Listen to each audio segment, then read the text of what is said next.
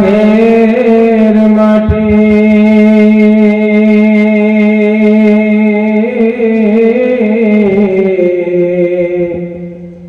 ও আমার কবর গাহের মাটি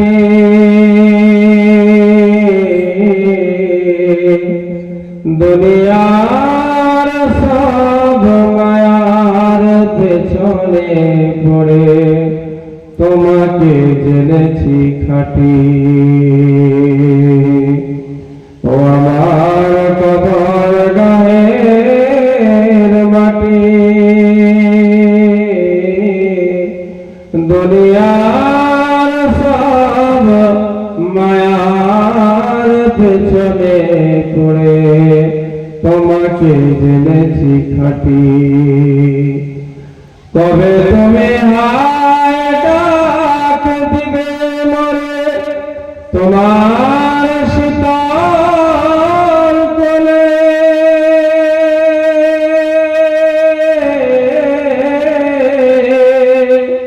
তোমার পথে পড়িব ঘুমায় বিশ্বের মায়া ভুলে তবে তুমি আয় ডাক দিবে মরে তোমার শীতল কোলে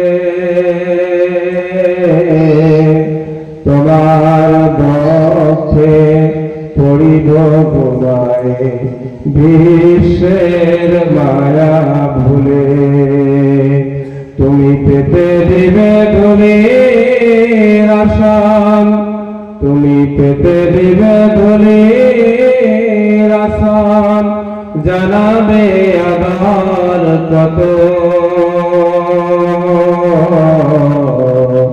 তোমার বক্ষে পড়িব ঘুমায় চিরজনমের মতো ও আমার কবর গাহের মাটি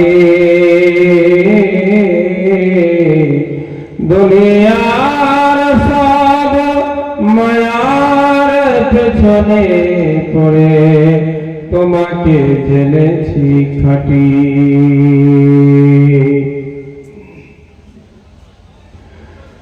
শ্রদ্ধেয় সম্মানীয় আজকের এই মহতি জলসার ইসালে সওয়াবের মজলিসে যোগ্যতম নির্বাচিত নির্ধারিত সভাপতি সাহেব মঞ্চে ও মঞ্চের বাইরে উপস্থিত মুআজ্জাজ ও মুকাররম উলামায়ে কেরাম সম্মুখপানে অবস্থানরত সর্বস্তরের প্রাণপ্রিয় মুসলমান ভাইয়েরা পর্দার অন্তরালের অত্যন্ত শ্রদ্ধেয় মা ও বোনেরা সর্বপ্রথম শুকরিয়া আদায় করি সেই মহান রব্বুল আলামিনের দরবারে যে মহান রব্বুল আলামিন অত্যন্ত দয়া করে মায়া করে ভালোবেসে আমাদেরকে জান্নাতের টুকরা বাগানে ওলামাদের সহবতে আসার বসার সুযোগ দান করেছেন তাই আমরা সকলে বিশ্ব প্রতিপালকের বিশ্ব দরবারে জবান ছেড়ে উচ্চস্বরে সমস্বরে কালিমাতুশ শুকর উচ্চারণ করি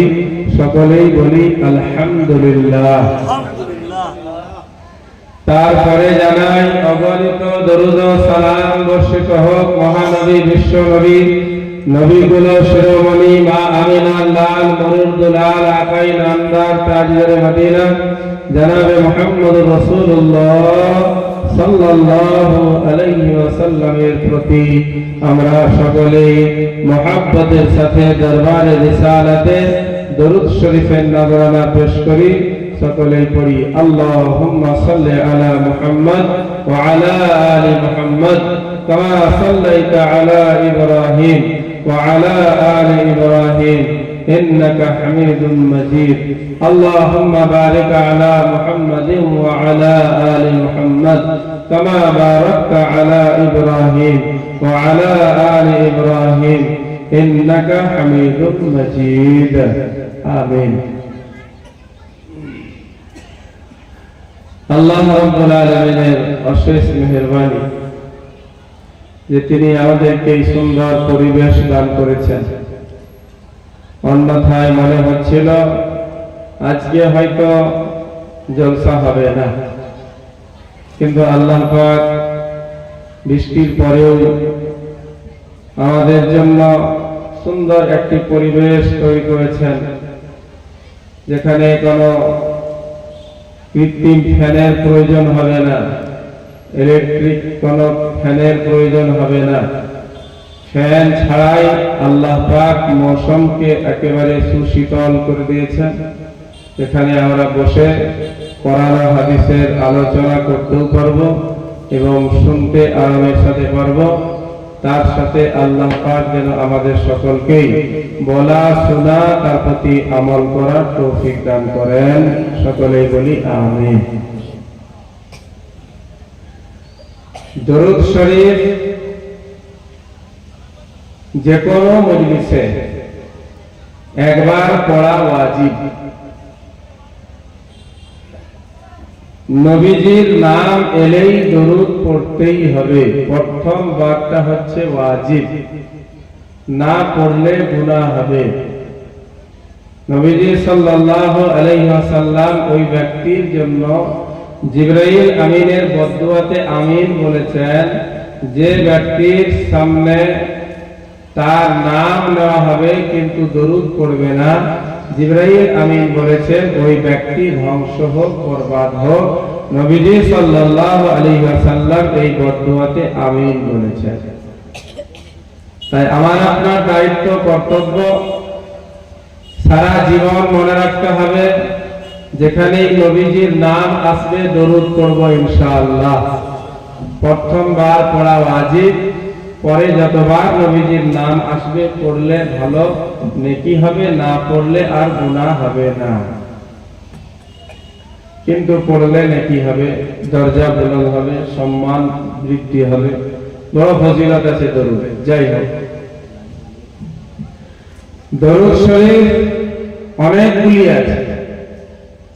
যেমন সব থেকে ছোট ছোট দরুদ যেটা আমরা পড়ে থাকি, সাল্লাল্লাহু, বলেন সকলে, সাল্লাল্লাহু আলাইহি ওয়াসাল্লাম। সাল্লাল্লাহু না, আমাদের অধিকাংশ মানুষ পড়ে কি সাল্লাল্লাহু, সাল্লাল্লাহু না, সাল্লাল্লাহু আলাইহি ওয়াসাল্লাম। এটা হচ্ছে সব থেকে ছোট দরুদ। আমি দ্বিতীয়বারে যে দরুদটা পড়লাম ওটা হচ্ছে নামাজের দরুদ।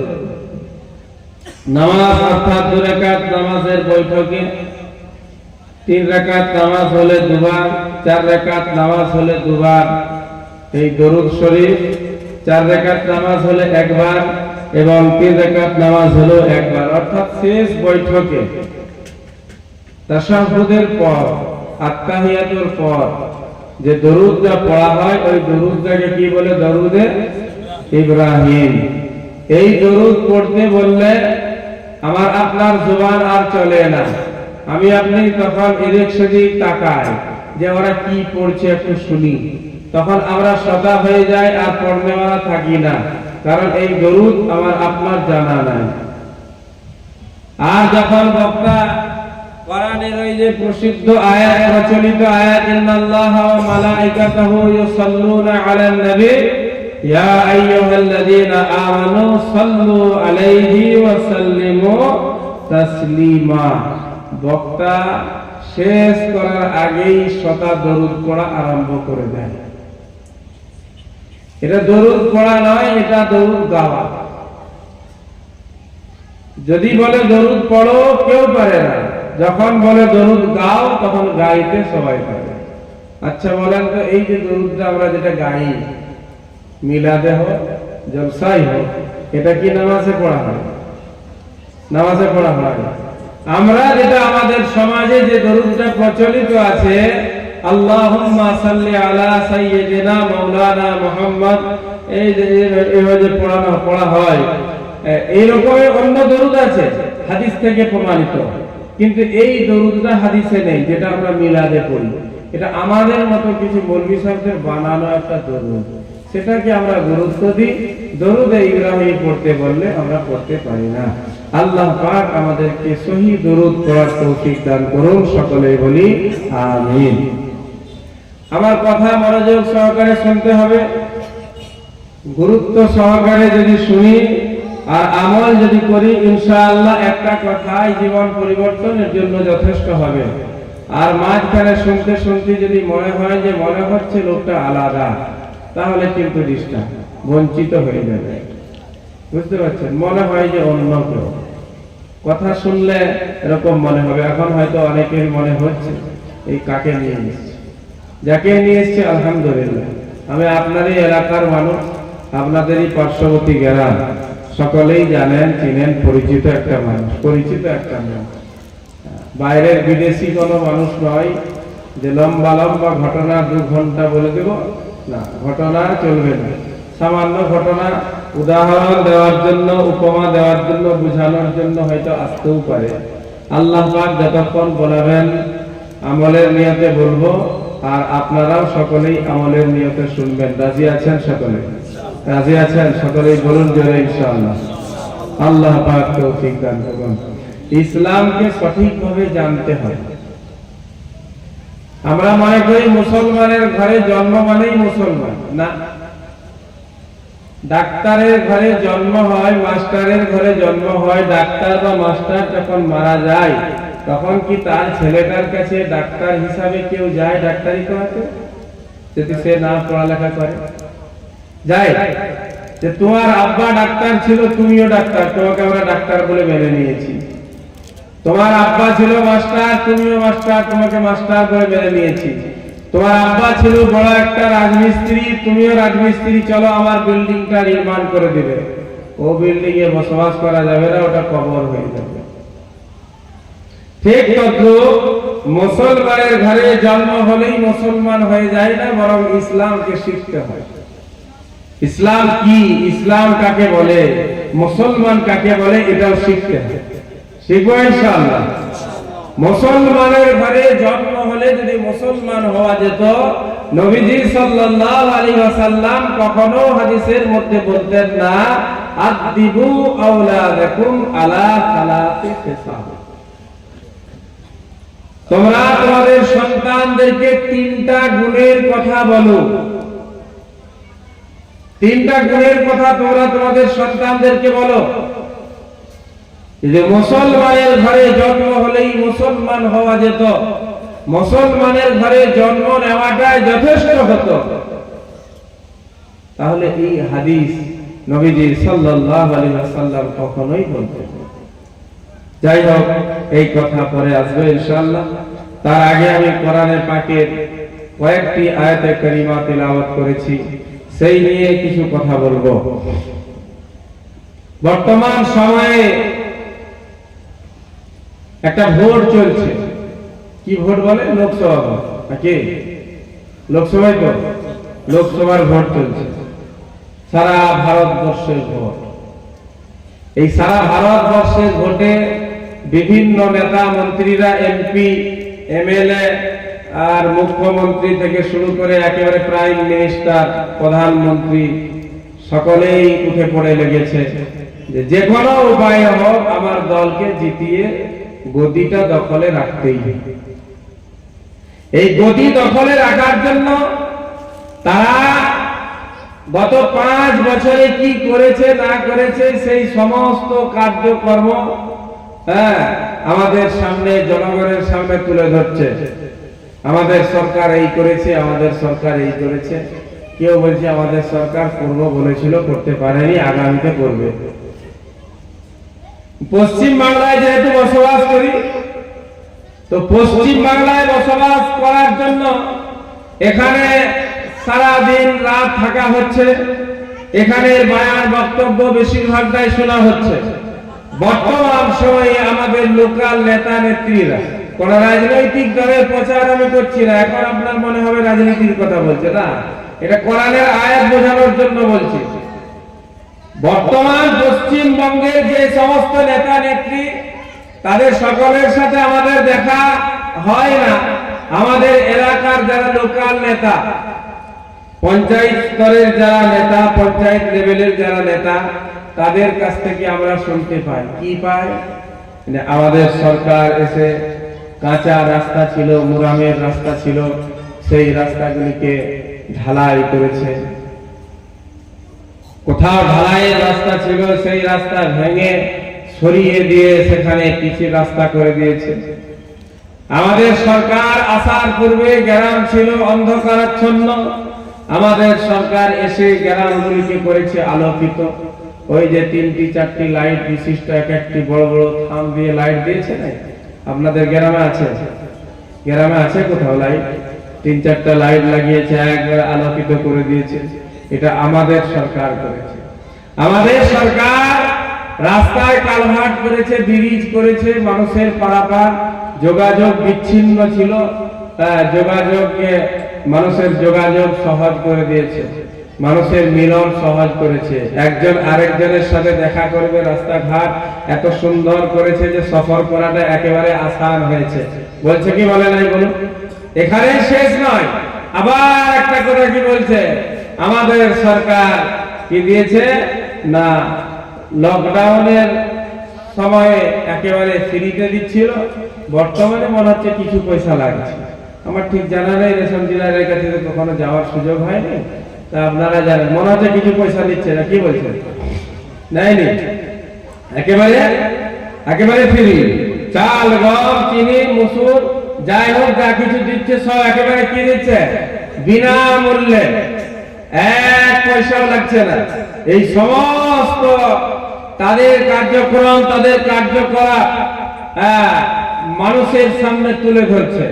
আবার একটা ছুটে গেল, সেটা হচ্ছে কি, মহিলারা চুড়ি কিনতে পারছিল না, চেনাচুর বাদাম খেতে পারছিল না, তার জন্য আমাদের মমতাময়ী আমাদের সম্মানীয় মুখ্যমন্ত্রী তিনি কি করেছেন, 500 টাকা করে কিসে, লক্ষ্মীর ভান্ডার নামে 500 টাকা করে দিচ্ছিলেন।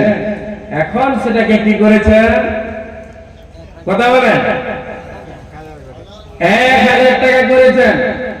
মসজিদের ইমাম সাহেবদের বেতন ছিল অতি অল্প, মাত্র 5000 টাকা বেতন ছিল, 4000 টাকা বেতন ছিল।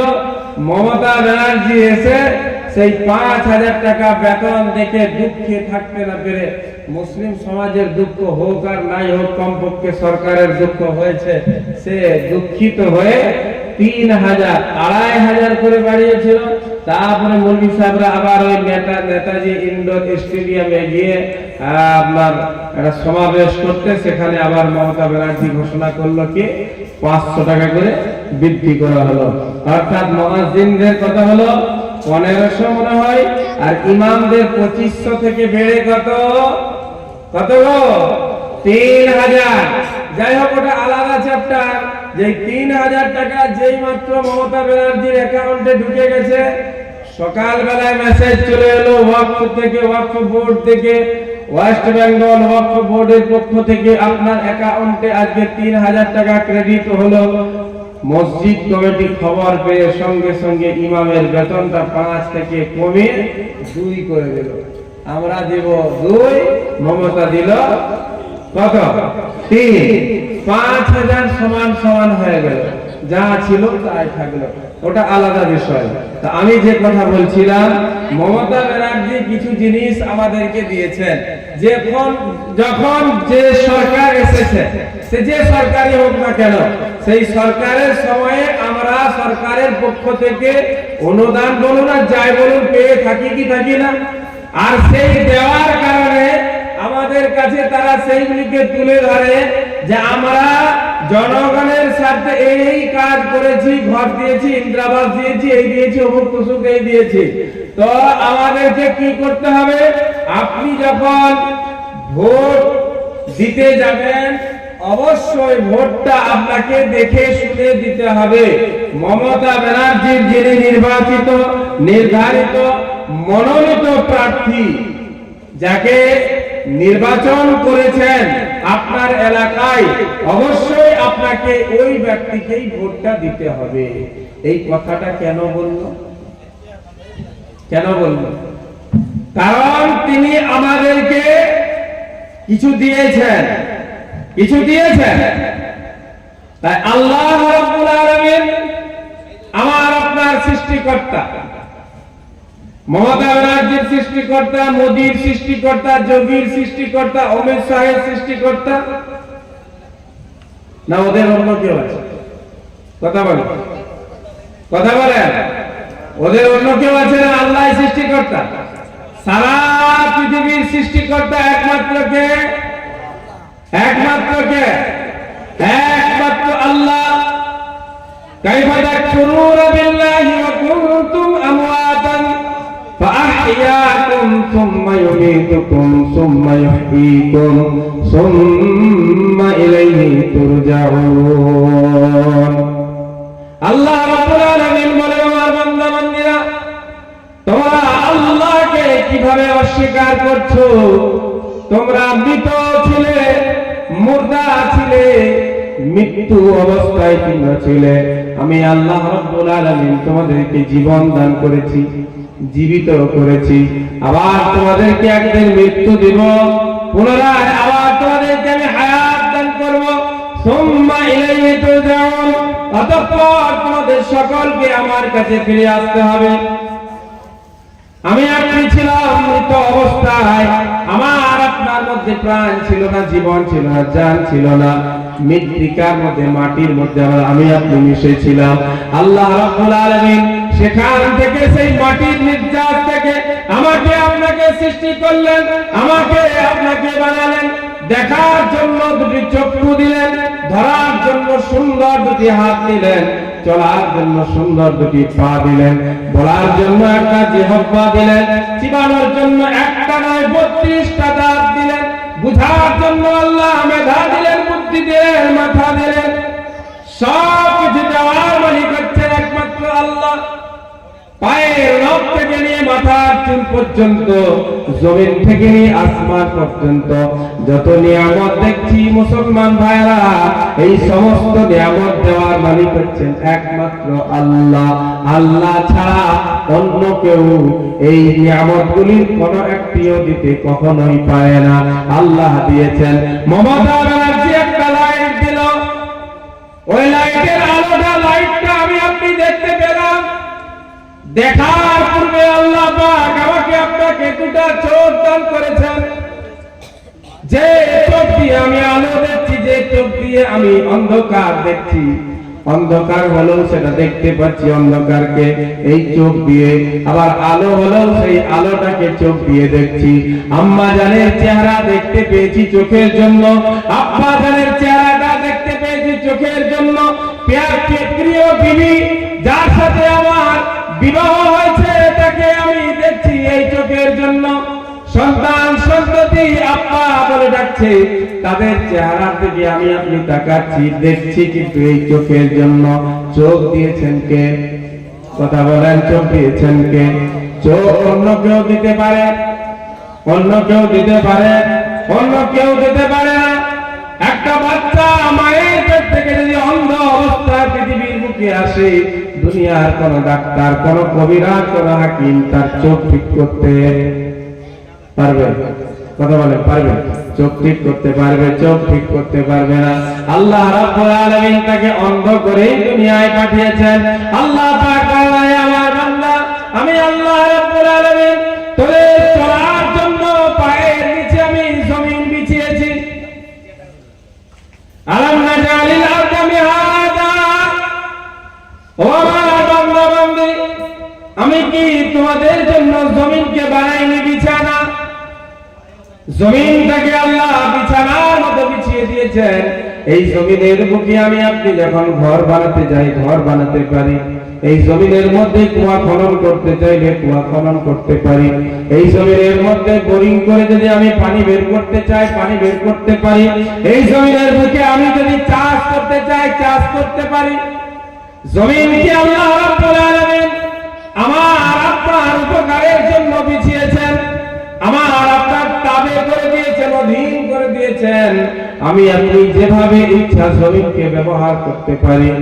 ও মুসলমান ভাইরা আমার, সেই আল্লাহ রাব্বুল আলামিন বলে, ওরে আমার বান্দা বান্দিরে, জমিন থেকে নিয়ে আসমান পর্যন্ত যত নিয়ামত তুমি দেখছো, ভোগ করছো, এই সমস্ত নিয়ামত কিন্তু আমি আল্লাহ রাব্বুল আলামিন দিয়েছি। এই নিয়ামতগুলি দেওয়ার সময় আমি কারোর সাহায্য গ্রহণ করি নাই, কারোর সাহায্যের আমার প্রয়োজনও হয় নাই। এর বিনিময়ে আমি তোদের কাছ থেকে একটা জিনিস চাইছি। কটা জিনিস? আল্লাহ পাক একটা চাইছেন, সরকার আমাদেরকে সামান্য কিছু দিয়েছেন, তার জন্য ভোট চাইছেন আমাদের কাছে। আমাকে ভোট দাও, তোমার 1000 আছে ওটা 2000 করব, মৌলবি তোমার 3000 আছে ওটা 5000 করে দেব, তোমার গ্রামের রাস্তা ঘাট যেগুলি ছিল ময়লা আবর্জনা কিচড় একেবারে কাদো হয়ে যেত পানি হলেই, সেই রাস্তাগুলিকে আমি ঢালাই করেছি, পরে আবার তোমাদের ঘরের গলিগুলোতেও ঢালাই করে দিব। কিন্তু ভোটটা আমাকে দিতেই হবে। সরকার আমাদেরকে কিছু দিয়েছে, তার পরিবর্তে আমাদের কাছ থেকে ভোট চাই, সমর্থন চাই। আমি যখন ডাকবো, 21-এ ডাকবো, তোমরা আমার ডাকে সাড়া দিয়ে চলে আসবে। আমি যেদিন বাঁকুড়া শহরে আসবো, তোমরা আমার ডাকে সাড়া দিয়ে আসবে। ও মুসলমান ভাইরা আমার, আল্লাহ রাব্বুল আলামিন বলেন, ও আমার বান্দা বান্দিরা শোনো শোনো, তোমরা যে জমিনের উপর চলছো, জমিনটা কিন্তু আমি দিয়েছি। তোমাদের মাথার উপর যে ছাদ নামক আসমানটা আছে, এই আসমানটা আমি আল্লাহ বানিয়েছি। তোমরা যে হাতগুলিকে ব্যবহার করে দুনিয়ার সমস্ত কাজ কর্ম করছো, ও আমার বান্দা, এই হাতগুলি কিন্তু আমি আল্লাহ রাব্বুল আলামিন দিয়েছি। যে পায়ের দ্বারা তোমরা চলাফেরা করছো, এই পাগুলিও আমি দিয়েছি। চোখ আমি দিয়েছি তোমাকে দুটা, চোখের প্রয়োজন অনেক বেশি। চোখ যদি একটা নষ্ট হয় আর একটা দিয়ে তুমি দেখতে পারবে। দাঁতের প্রয়োজন অনেক বেশি, দাঁত না থাকলে তুমি কোনো শক্ত খাবার খেতে পারবে না। শক্ত হোক আর নরম হোক, সেটাকে চিবানোর জন্য, গলানোর জন্য, পিসার জন্য দাঁতের প্রয়োজন আছে কি নাই? আছে কি নাই বলেন? এই জন্য আল্লাহ একটা নয় 32টা দাঁত দিয়েছেন। এই দাঁতগুলি কিন্তু কোন সরকার দেয়নি, দিয়েছে। হ্যাঁ, কিছু মানুষ দেখবেন কৃত্রিম দাঁত লাগায়, অনেক সময় খুলে রাখতে হয়, হয় যায় না, খুলে রাখতে হয়। তো আল্লাহ পাক যে 32টা দাঁত দিয়েছেন, এগুলি কোন সময় খুলে রাখতে হয়? কোন সময় খুলে রাখতে হয়? চোখে লেন্স লাগাচ্ছিল, এখন তো অপারেশনের মাধ্যমে একেবারে ফিক্স করে দিচ্ছে। আগে দেখতাম ওই বেসিনের মধ্যে যে মুখ হচ্ছে, আঙুলে করে বের করে নিল, সাইডে রাখলো, তারপর মুখ হাত ধুয়ে আবার লাগিয়ে দিল। এরকম কি আল্লাহ চোখ দিয়েছেন যে সকালবেলায় সন্ধ্যাবেলায় যখন মুখ হাত ধুবো তখন আমাকে ওই চোখটাকে বের করে কোথাও রাখতে হবে? এই কষ্ট করতে হয় আমাদেরকে? কষ্ট করতে হয় না। চোখ আল্লাহ দিলেন, দুটি হাত আল্লাহ রাব্বুল আলামিন দিলেন, চলার জন্য দুটি পা দিলেন। তাই উলামায়ে কেরাম বলেন, ও আল্লাহর বান্দা বান্দিরা, রাত্রি বেলায় যখন ঘুমাবে একটু গবেষণা করবে, একটু চিন্তা করবে।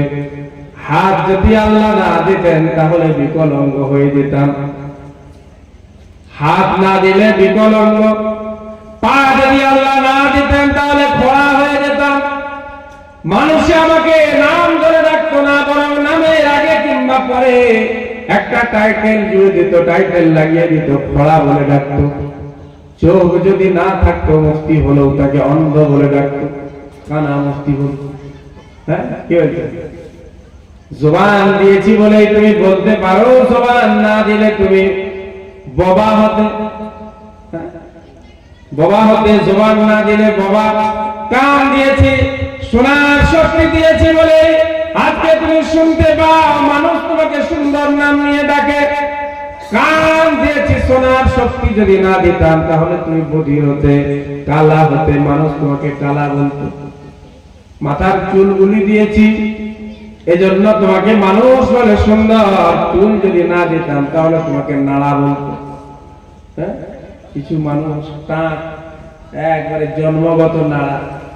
গোটা গ্রামকে দাওয়াত করেছে, গোটা গ্রামকে, গ্রামের ছোট বড় ছেলে মেয়ে সবকে দাওয়াত করেছে। কিসের জন্য দাওয়াত করেছে? না, সব আমার ঘরে আজকে খা, কাল থেকে কিন্তু আমাকে নাড়া বলে কেউ ডাকবে, আমার নাম ধরে ডাকবে। খাওয়া দাওয়া শেষ হয়ে গেছে, বৈকাল বেলায় আবার যে নাম নাড়া, তো নাড়া বলে বলে বাবা আমার সব খাওয়া নাই, বেকার হয়ে গেল। তো এই চুল কে দিয়েছে? আজকে যে চুল যুবকরা শুয়োর কাটিং করছে, শুয়োর কাটিং। কি কাটিং? কথা বলেন। গুগলে আপনি সার্চ করুন, আপনি গুগলকে বলুন, এখন তো গুগল সবার হাতে, মোবাইল সবার হাতে। 60 বছরের বুড়ো মোবাইল কিনেছে, ওই যে মুকেশ আম্বানির মোবাইল। 1500 টাকা দামি জিও মোবাইল কিনেছে, জিও মোবাইল। লেখাপড়া না জানলেও মোবাইল কাজ করে কি করে না বলে, এমন সিস্টেম করে দিয়েছে। রাত্রেবেলায় ঘুম ধরছে না, বিছানায় পড়ে ইপাস উপাস করছে। বুড়োর বুড়ি তো অনেক আগে মরে গেছে, হ্যাঁ, একা আর ঘুম ধরছে না। 60 বছর বয়স, অনেক আছে এরকম। তাদের মুখ থেকে শোনা কথা আমি বলছি। রাত্রেবেলায় ঘুমাতে গিয়ে ওই মোবাইলটিকে মুখের সামনে নিয়ে এসে কি বলছে, বেদের নিয়ে চশমাটা একবার দাও। কি দাও? বেদের নিয়ে চশমাটা একবার দাও। গুগল দিবে কি দিবে না বলেন? ইউটিউব দিচ্ছে না? কথা বলেন, ইউটিউব দিচ্ছে না? একটা বাচ্চা ছেলে কার্টুন বলে দিলে চলে আসছে কার্টুন। ইসলামিক কার্টুন বলুন, ইসলামিক আসবে। অনইসলামিক বলুন, অনইসলামিক কার্টুন আসবে। বাচ্চাদের কার্টুন বললে বাচ্চাদের আসবে, বুড়োদের বললে বুড়োদের আসবে। বাস বলার অপেক্ষা, বলতে দেরি আসতে দেরি নয়। নেটটা থাকলেই হচ্ছে, মুখের কাছে গিয়ে একটু বলে দেন, এই কার্টুনটা একটু দাও তো। 60 বছরের বুড়ো, 70 বছর বয়স, মোবাইল ধ্বংস করে দিয়েছে, মোবাইল ঈমান নষ্ট করে দিয়েছে, মোবাইল আমল নষ্ট করে দিল। মুসলমান যুবক ভাইরা আমার গুরুত্ব দিয়ে শুনবেন। আজকে মসুর ডাল প্রয়োজনীয় জিনিস দাম বেড়েছে, চাল প্রয়োজনীয় দাম বেড়েছে, কাপড় চোপড় প্রয়োজনীয় দাম বেড়েছে। যত আপনার নিত্য প্রয়োজনীয় দৈনন্দিন জীবনে যেগুলির প্রয়োজন হয়, একটা পেঁয়াজ তার দাম দিনের পর দিন বাড়ছে, পোস্ত তার দাম দিনের পর দিন বাড়ছে, রসুনের দাম বাড়ছে, আদার দাম বাড়ছে, প্রত্যেকটি নিত্য প্রয়োজনীয় জিনিসের দাম বাড়ছে। আর ওই সমস্ত জিনিস যেগুলির দ্বারা মানুষের চরিত্র নষ্ট হবে, মানুষের ভবিষ্যৎ নষ্ট হবে, যুবকদের যৌবন নষ্ট হবে, ওই সমস্ত জিনিসের দাম দিনের পর দিন কমছে। আজ থেকে 10 বছর আগে, 10 বছর পিছনে যান, দেখবেন একটা সামান্য মোবাইলের দাম ছিল 10,000 টাকা। একটা সিমের দাম ছিল 1000 টাকা। 1500-2000 টাকা একটা সিম কিনতে লাগতো। একটা সামান্য মোবাইল যাতে শুধুমাত্র রিংটোন হয়, অথচ গান হয় না, গজল হয় না, বাজানো হয় না, সেই মোবাইলটা আমাকে 10,000 টাকা দিয়ে কিনতে হতো। আজকে 1 হাত লম্বা মোবাইল 10,000 টাকায় আপনাকে দেবে। নিয়ে যা, তুই কাজে চলে যাবি, ঘরে রেখে দিয়ে যাবি, তোর বেটি বরবাদ, তোর বউ বরবাদ, তোর বউমা বরবাদ, সব বরবাদ হয়ে যাবে।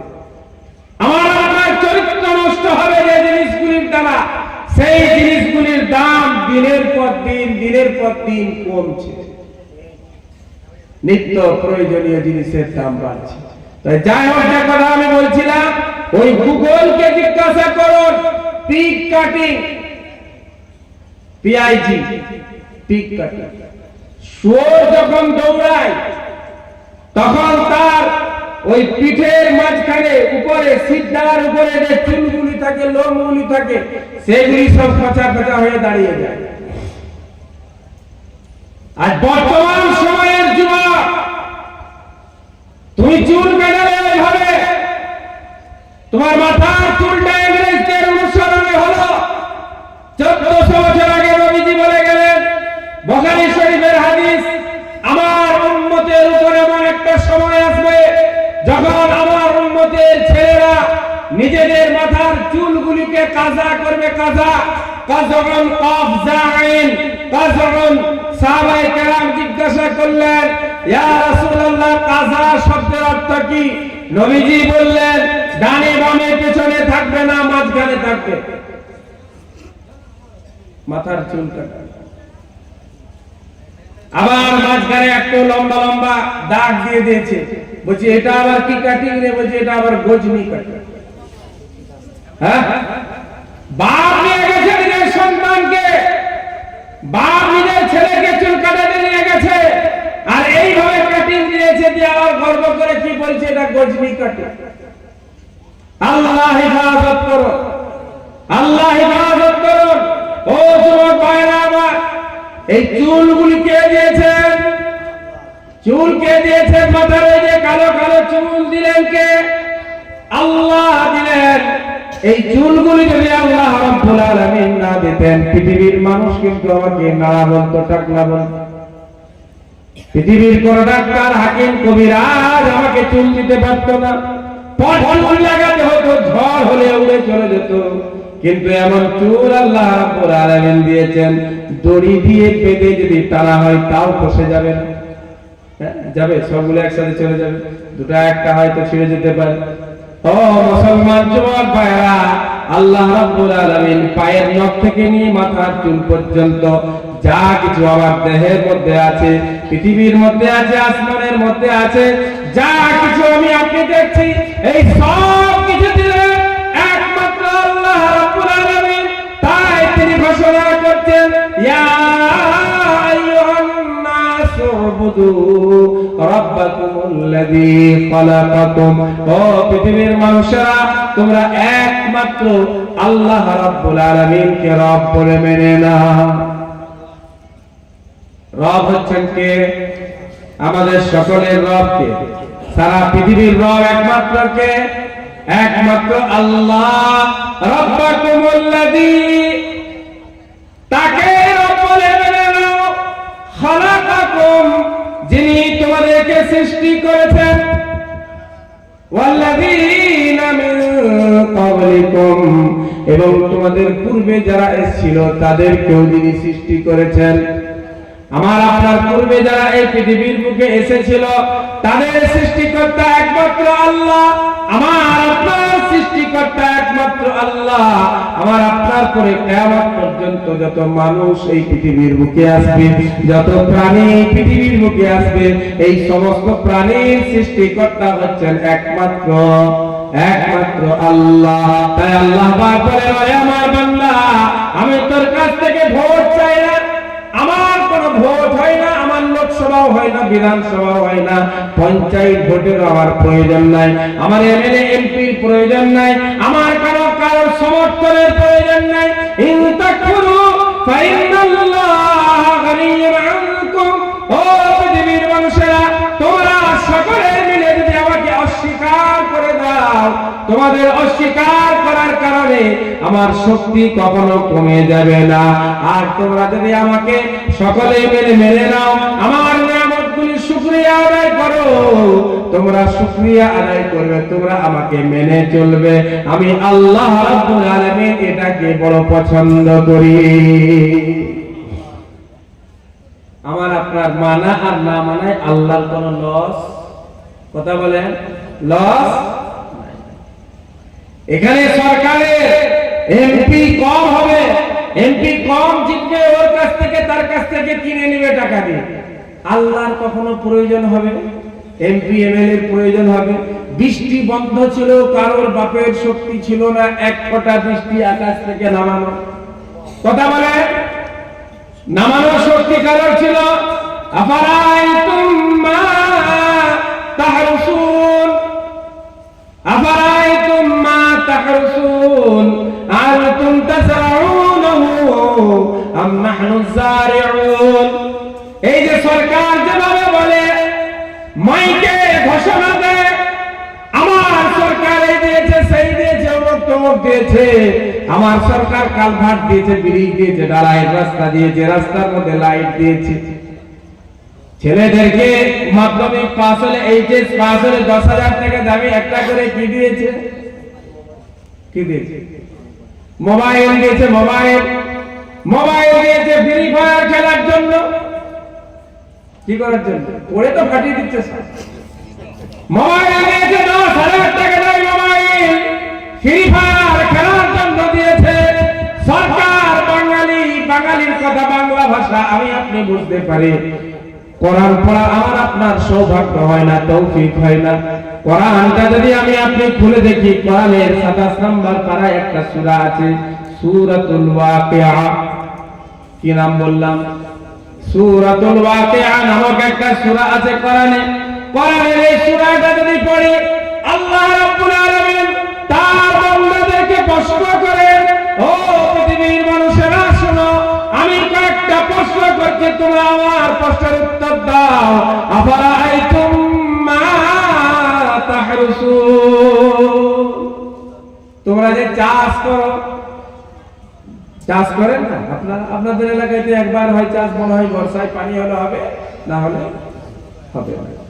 যে এলাকায় চাষ হয়, যারা চাষী আছেন, আল্লাহ ওই চাষীকে প্রশ্ন করছেন, আমার চাষী বান্দা, আফারাআইতুম মা তাহরুসুন আনতুম তাযরাউনাহু আম নাহনুস যারিউন, তুমি চাষ করো নাকি আমি করি? কে করে? কথা বলেন, কে করেন? আল্লাহ করেন। আমি আমার কাজ হচ্ছে শুধুমাত্র বীজটা জমিনের মধ্যে রোপণ করে দেওয়া, ছড়িয়ে দেওয়া, এরপর সেই বীজকে অঙ্কুরিত করা কার কাজ? আল্লাহর কাজ। তার থেকে চারা গাছ বের করা কার কাজ?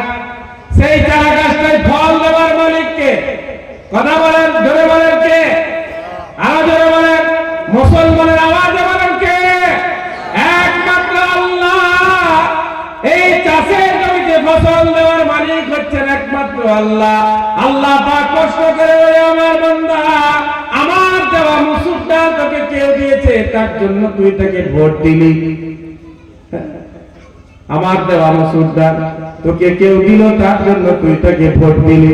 আমি গম দিয়েছিলাম বলেই সরকারি খাজানায় গম আছে, সেই গম তোকে দিল, তার পরিবর্তে তুই সরকারকে ভোট দিলি, নিজে দিলি, পরিবারের লোকদেরকে নিয়ে গেলি ভোট দেওয়ার জন্য। ভোট মিস করা যাবে না, ভোট মিস করা যাবে না। মোট কথা, বাইরে ছেলেরা কাজ করছে, তাকেও ডেকে নিয়ে এলে ভোট দেওয়ার জন্য।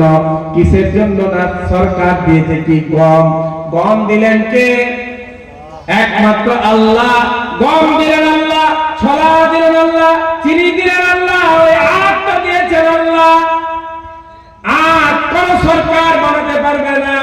2 নম্বরে আল্লাহ পাক প্রশ্ন করেন, আফারাআইতুমুল মা আল্লাযী তাশরাবুন, পানি বন্ধ ছিল না কিছুদিন আগে বাংলাদেশে? আরে ভিডিও দেখছিলেন না ইউটিউবে? এইভাবে দোয়া করছিল ইস্তেসকার নামাজ। ইস্তেসকার নামাজে দোয়া করলে এইভাবে হাত হয় না, এইভাবে হয়। কেন হয় এইভাবে? কেন হয়? এই যে সোজা হাতটাকে আমি পাল্টিয়েছি, আল্লাহ তুমি মৌসুমটাকেও এইভাবে ঘুরিয়ে দাও, এর উদ্দেশ্য। তার জন্য ইস্তেসকার নামাজ পড়লে দোয়াটা এইভাবে করা হয়, হাত উল্টা করে, যে আল্লাহ মৌসুমটাকে তুমি এইভাবে পরিবর্তন করে দাও। প্রত্যেকটা মানুষ পরেশান ছিল, একবারে গুগল পর্যন্ত হার মেনে নিয়েছিল। গুগলে যখন ওয়েদার লেখা হচ্ছে, ওয়েদার, হ্যাঁ ওয়েদার বলো, কতদিন পর পানি হবে, ওয়েদার কিছু বলতে পারছিল? একবারে স্টপ, রোদ আর রোদ দেখাচ্ছে, রোদ আর রোদ। মানুষ সব পেরেশান, এক ফোঁটা বৃষ্টি নেই, চাষিরা সব পেরেশান, বলছে পানির লেয়ার শর্ট হয়ে গেছে, পানি উঠছে না। মসজিদে যে মিনি আছে সেখানে পানি উঠছে না, সারাদিন মসজিদ ধোয়া হচ্ছে, 3-4 ঘন্টা মসজিদ ধোয়ার জন্য মিনিটা চালানো হয়েছে, 3 ঘন্টা পরে পানি আর ওঠে না, পানি বন্ধ। তারপর আবার 8 ঘন্টা বন্ধ রাখার পরে পানি আস্তে আস্তে করে আসা শুরু হয়েছে। পানির লেয়ার শর্ট হয়ে গেল। ইলেকট্রিক অফিস তারা পেরেশান, না ভোল্টেজ ভালো পাওয়া যাচ্ছে না, সব মানুষ পেরেশান। কিসের জন্য? এক ফোঁটা পানির জন্য। এই পানি দেওয়ার মালিক কে? পানি দেওয়ার মালিক একমাত্র কে? একমাত্র আল্লাহ। আফারাআইতুমুল মা আল্লাযী তাশরাবুন আনতুম আনজালতুমুহু মিনাল মুজনি আম নাহনুল মুনজিলুন। ও আমার বান্দা বান্দিরা, তোমরা কি ওই পানির ফোঁটার দিকে দেখো? বৃষ্টির ফোঁটাগুলি যখন আকাশ থেকে বর্ষণ হয়, তোমরা কি ওই পানিগুলিকে দেখো না? আমি আল্লাহ রাব্বুল আলামিন ওই পানি বর্ষণ করি, নাকি তোমরা মেঘমালা থেকে পানি নামিয়ে আনো? কে বর্ষণ করে বলেন? কে বর্ষণ করেন? একমাত্র আল্লাহ রাব্বুল আলামিন বর্ষণ করেন। পানি দিলেন আল্লাহ, জমিন দিলেন আল্লাহ, আসমানের মালিক আল্লাহ। আমার পায়ের নখ থেকে নিয়ে মাথার চুল পর্যন্ত যা কিছু আমি আপনি ব্যবহার করছি, যা কিছু করছি, বলছি, শুনছি, এই সমস্ত নিয়ামত দেওয়ার মালিক হচ্ছেন একমাত্র আল্লাহ। পানি দিতে পারেন একমাত্র আল্লাহ, আল্লাহ ছাড়া অন্য কেউ দিতে পারে না। দিতে পারে? আল্লাহ ছাড়া অন্য কেউ দিতে পারে না। এটা হচ্ছে মুসলমানের বিশ্বাস। ইমানের দুর্বলতা যদি থাকে, ইমান যদি দুর্বল হয়, তাহলে মুসলমান বলবে খাজা মুঈনুদ্দিন চিশতি পানি দিতে পারে। অনেক জায়গায় বলছি, তাই বলছি। হ্যাঁ, খাজা মুঈনুদ্দিন চিশতি কি দিতে পারে? কথা বলেন। এই যে এবার তো ভয় লাগছে, বলছি এইবারে একটু ঝামেলা শুরু হয়েছে, ভয় লাগে। খাজা মুঈনুদ্দিন চিশতি বড় পীর না আব্দুল কাদের জিলানী বড় পীর? কথা বলেন। আব্দুল কাদের জিলানী রাহমাতুল্লাহি আলাইহি উনি হচ্ছেন বড় পীর। আর ওনার থেকে ছোট পীরকে আজমির শরীফে যিনি শুয়ে আছেন খাজা মুঈনুদ্দিন চিশতি রাহমাতুল্লাহি আলাইহি। তো পানি দেন কে? কিছু মুসলমান বলছে না আব্দুল কাদের এই মুঈনুদ্দিন চিশতিও পানি দিতে পারে। রজব মাসে দেখ চাপিয়েছে, রজব মাসে মনে হচ্ছে, রজব মাসে ঘরে ঘরে চাঁদা হলো। 10 টাকা, 20 টাকা, 5 টাকা করে কেউ 1 কিলো চাল দিল, কেউ 250 চাল দিল, সবগুলো এক জায়গায় মিলিয়ে দেগ চাপানো হলো। সেই দেগের মাথায় একটা লাল সালু বেঁধে দেওয়া হলো। আর কি ঘোষণা করা হচ্ছে? পানি অনেক দিন বন্ধ হয়েছে, খাজা মুঈনুদ্দিন চিশতির নামে, খাজা বাবার নামে, কে? খাজা বাবার নামে দেগ চাপানো হচ্ছে, পানি হবে। বলেন নাউযুবিল্লাহ। আর জোরে বলেন নাউযুবিল্লাহ। পানি দেওয়ার মালিক কে? খাজা মুঈনুদ্দিন চিশতিকে আপনি যেমন ভালোবাসেন, আমিও এরকম ভালোবাসি। ভালোবাসা মুসলমানের আছে প্রত্যেক পীর সাহেবের প্রতি। সে পীর সাহেব বাগদাদ ওয়ালা হোক, সেই পীর সাহেব পরিয়ার ওয়ালা হোক, সেই পীর সাহেব আজমির ওয়ালা হোক, সেই পীর সাহেব আপনার এই ফুরফুরা শরীফের দাদা হুজুর পীর কিবলা রাহমাতুল্লাহ আলাইহি হোক, যেই হোক না কেন, একজন মুসলমানের ঈমান মুসলমানকে শিক্ষা দেয় যে আল্লাহর ওলিদেরকেও ভালোবাসতে হবে। যে আল্লাহর ওলির দুশমন তার ঈমানের ঘাটতি, যে আল্লাহর ওলির দুশমন তার ঈমানের ঘাটতি আছে। যে আল্লাহর ওলিদের সাথে শত্রুতা রাখে তার ঈমানের ঘাটতি আছে। কারণ আল্লাহ নিজেই তো ঘোষণা করেছেন, আলা ইন্না আউলিয়া আল্লাহ লা খাউফুন আলাইহিম ওয়া লা হুম ইয়াহজানুন। নবীজি সাল্লাল্লাহু আলাইহি সাল্লাম বলেন, আল্লাহর ওলিদের সাথে যারা শত্রুতা রাখে আল্লাহ তাদের সাথে জিহাদ করার জন্য, আল্লাহ তাদের সাথে জিহাদ ঘোষণা করেন। পীর ওলি মাশায়েখ মুর্শিদ আমি আপনার মতই ভালোবাসি, কম না। পীর ওলিদের তাওহীদ করে আমার লাভ কিছু হবে না, বরং ক্ষতি হবে। আব্দুল কাদের জিলানীর বদনাম করে লাভ নয়, বরং ক্ষতি হবে। মুঈনুদ্দিন চিশতির বদনাম করে লাভ নয়, বরং ক্ষতি হবে। কিন্তু কোরআনের বিধান মানতে হবে কি হবে না? বলেন। কোরআনের বিধান আগে, হাদিসের বিধান আগে, আল্লাহ ও তার রাসূল আগে। কোরআন ও হাদিসের বিধানের বিপরীত যদি কোনো ঘটনা ঘটে, কোনো কাজ কেউ করতে বলে, সেটা করা যাবে? কথা বলেন, করা যাবে? পানি দেওয়ার মালিক একমাত্র কে? কার কাছে চাইতে হবে? একমাত্র আল্লাহর কাছে চাইতে হবে।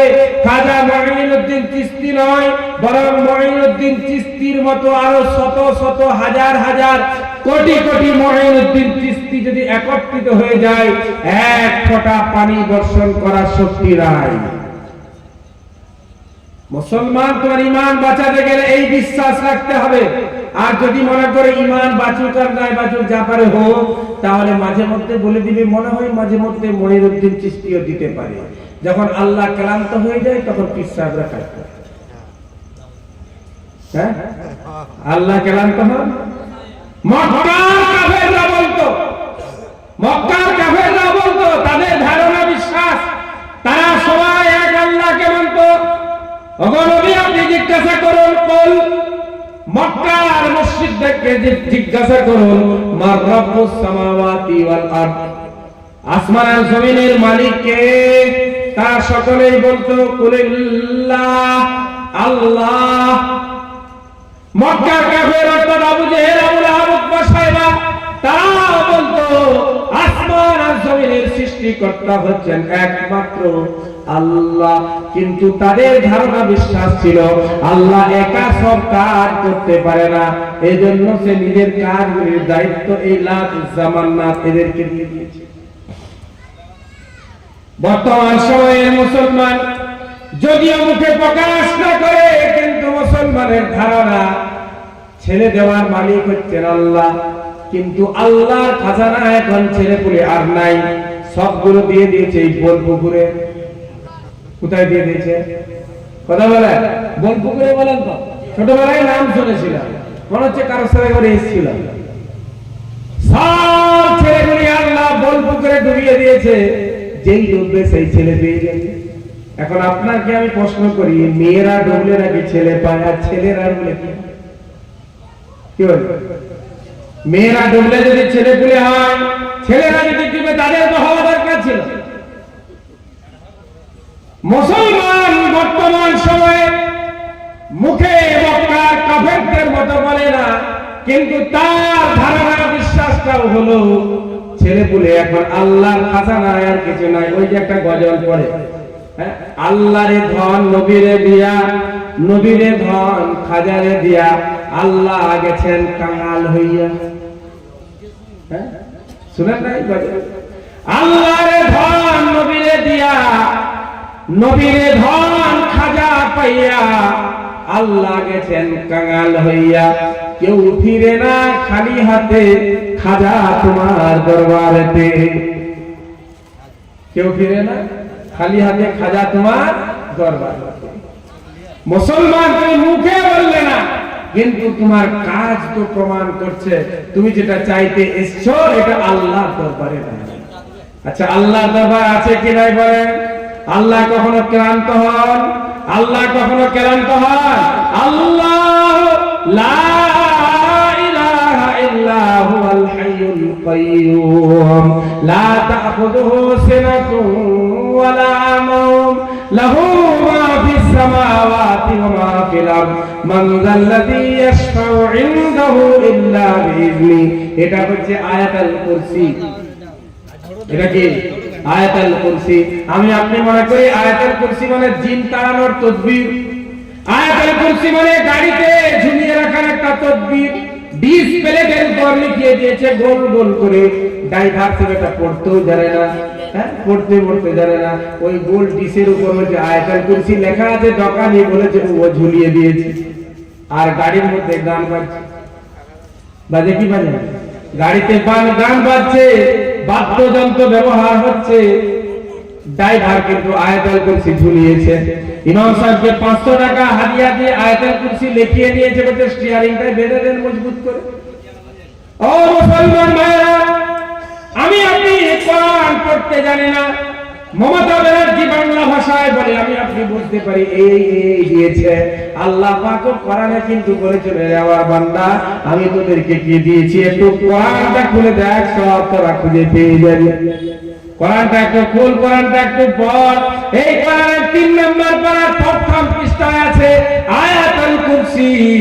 এই আয়াতুল কুরসির মধ্যে আল্লাহ বলেন, আমি ঘুমাই না, তন্দ্রাও আমার আসে না, আমি তন্দ্রাচ্ছন্নতাও হয় না, আমার ঘুম পাই না, আমি ক্লান্ত হয় না তোমাদের হেফাজত করার কারণে। আমার যে এত ক্লান্তি নাই, অতএব কারণে আমার কোনো প্রতিনিধির প্রয়োজন নাই, আমার কোনো এমএলএ, এমপি, প্রধানমন্ত্রী, মুখ্যমন্ত্রী, স্বরাষ্ট্রমন্ত্রী, হোম মিনিস্টার, এদের কোনো প্রয়োজন নাই। আমি আল্লাহ একাই যথেষ্ট। কুল হুয়াল্লাহু আহাদ আল্লাহুস সামাদ। আল্লাহ এক, অদ্বিতীয়, আল্লাহ বেনিয়াজ, কারো মুখাপেক্ষী নয়। তো যে কথা বলছিলাম মুসলমান ভাইয়েরা, বৃষ্টি দেওয়ার মালিক হচ্ছেন একমাত্র আল্লাহ। সব সময় কার কাছে বৃষ্টি চাইব? কথা বলেন, সব সময় কার কাছে যাইবো? আল্লাহর কাছে যাইবো। কেউ যদি বলে খাজা মাইনুদ্দিন চিশতির নামে আজকে ডেক চাপাবো বৃষ্টির জন্য, 10টা টাকা দান করো, দেওয়া যাবে? কথা বলেন, দেওয়া যাবে? সবাইকে সমর্থন করতে হবে, দেওয়া যাবে না, এটা হচ্ছে মশলা, দেওয়া যাবে না। নবীজি সাল্লাল্লাহু আলাইহি সাল্লাম বলেন, এক রাস্তা দিয়ে এক ব্যক্তি পেরিয়ে যাচ্ছে, রাস্তার মাঝখানে একদল কাফের দুষ্কৃতী বেঈমান, তারা ওই মুসলমানের ছেলেটাকে ধরে বলল, আমাদের এই মূর্তির নামে একটা পিঁপড়া, একটা মাছি, বুখারী শরীফের হাদিস আছে, এই মাছিটা মেরে দাও আমাদের মূর্তির নামে। প্রথম বললো আমাদের মূর্তির নামে 10টা টাকা দান করো। সে বলল, বুজুর্গ মানুষ, আমি দিতে পারবো না, দিতে পারবো না। ঠিক আছে, দিতে হবে না, দেখা করো, আমাদের মূর্তির নামে তুমি এই মাছিটা মেরে দাও। এই মনে করলো সামান্য একটা মাছি, তো মারলেই কি হবে, মেরে দিয়েছি। নবীজি সাল্লাল্লাহু আলাইহি সাল্লাম বলেন, ওই ব্যক্তিকে আমি জাহান্নামে দেখেছি। বলুন নাউযুবিল্লাহ। নবীজি সাল্লাল্লাহু আলাইহি সাল্লাম বলেন, আর একটা আল্লাহর বান্দা ওই রাস্তা দিয়ে বেরিয়ে যাচ্ছে, তাকে ওই বেঈমানেরা বলল, আমাদের মূর্তির নামে 10টা টাকা দান করো। সে বলল, না, আমি দান করতে পারবো না। অতঃপর বলল, আমাদের মূর্তির নামে এই মাছিটা মেরে দাও। সে বলল, না, এটাও আমি করতে পারবো না। যখন মাছি বলল না, 10টা টাকা দানও করলো না, ওই ব্যক্তিকে হত্যা করে দেওয়া হলো। নবীজি সাল্লাল্লাহু আলাইহি সাল্লাম বলেন, আমি তাকে আল্লাহর জান্নাতের মধ্যে দেখেছি। বলুন সুবহানাল্লাহ। নবীজি সাল্লাল্লাহু আলাইহি সাল্লামকে প্রশ্ন করা হলো, মাল মুজিবাতান, দুটি ওয়াজিবকারী জিনিস কি একটু বলে দেন। এমন দুটা জিনিস আপনি বলে দেন যে দুটা জিনিসে অন্য দুটা জিনিসকে ওয়াজিব করে। নবীজি বললেন, দুটা জিনিস। এক নম্বরে হচ্ছে মাম্মাতা লা ইউশরিক বিল্লাহি শাইআ দাখালাল জান্নাহ, ওই ব্যক্তি যে মৃত্যুবরণ করলো, মারা গেল, দুনিয়া থেকে বিদায় নিল, এই অবস্থায় যে আল্লাহর সাথে কাউকে কখনো শরীক করে না, আল্লাহর সাথে শিরিক না করে মারা গেল, নবীজি বলেন শিরিক না করার কারণে তার উপর জান্নাতটা ওয়াজিব হয়ে গেল। বলুন সুবহানাল্লাহ। দুই নম্বরে নবীজি বলেন, ওমান মাতা ইউশরিক বিল্লাহি শাইআ দাখালান নার, আর একটা আল্লাহর বান্দা মারা গেল, আল্লাহর সাথে শিরিক করে, আল্লাহর সমকক্ষ কেউ আছে এটা মনে করত, আল্লাহর শরীক কেউ আছে মনে করত, আল্লাহ যেটা করতে পারেন, যেটা দিতে পারেন, সেটা অন্য কেউ করতে পারে, দিতে পারে, এটা মনে করত। ওই মানুষটা যখন মারা গেল, আল্লাহ রাব্বুল আলামিন তাকে জাহান্নামের মধ্যে ঢুকিয়ে দিলেন, জাহান্নামের মধ্যে প্রবেশ করালেন। দুটা জিনিসকে ওয়াজিব করে। আমি যদি শিরিক মুক্ত জীবন যাপন করি, শিরিক মুক্ত থাকার কারণে জান্নাত আমার আপনার জন্য ওয়াজিব হয়ে যায়। আর আপনি যদি শিরিক থেকে বেঁচে না থাকি, শিরিক করি, তাহলে আমার আপনার জন্য জাহান্নাম ওয়াজিব হয়ে যায়। তো শিরিক থেকে বাঁচবো ইনশাআল্লাহ। বৃষ্টি দেওয়ার মালিক কে? ছেলে মেয়ে দেওয়ার মালিক কে? হ্যাঁ, এই তখনই কিছু লোক মনে করবে এরা মনে হচ্ছে অন্য, হ্যাঁ, এদের দলটা মনে হচ্ছে অন্য কোন দল। দল আমাদের একটা। দল কটা? কথা বলেন, দল কটা? একটাই দল আমাদের, সেই দল হচ্ছে ইসলাম। একটাই কলমা, একটাই কিতাব, একজন নবী, একজন আল্লাহ, সব জায়গায় মিল। কিন্তু এই আঞ্চলিক কিছু ছোট ছোট বিষয়কে নিয়ে এমন মতবিরোধ সৃষ্টি হয়েছে, বক্তাকে বলছে এ বলছে অন্য দলে, এ বলছে ওই দলে, এ বলছে সেই দলে, বলছে কি বলে না? আসলে হক কথা, শিরিক করবে না জান্নাতে যাবে, হাদিস কোরআন থেকে প্রমাণ করতে কিয়ামত পর্যন্ত কেউ পারবে? শিরিক মানে কি? বোলপুরে ডুব দিলে ছেলে হয়, শিরিক।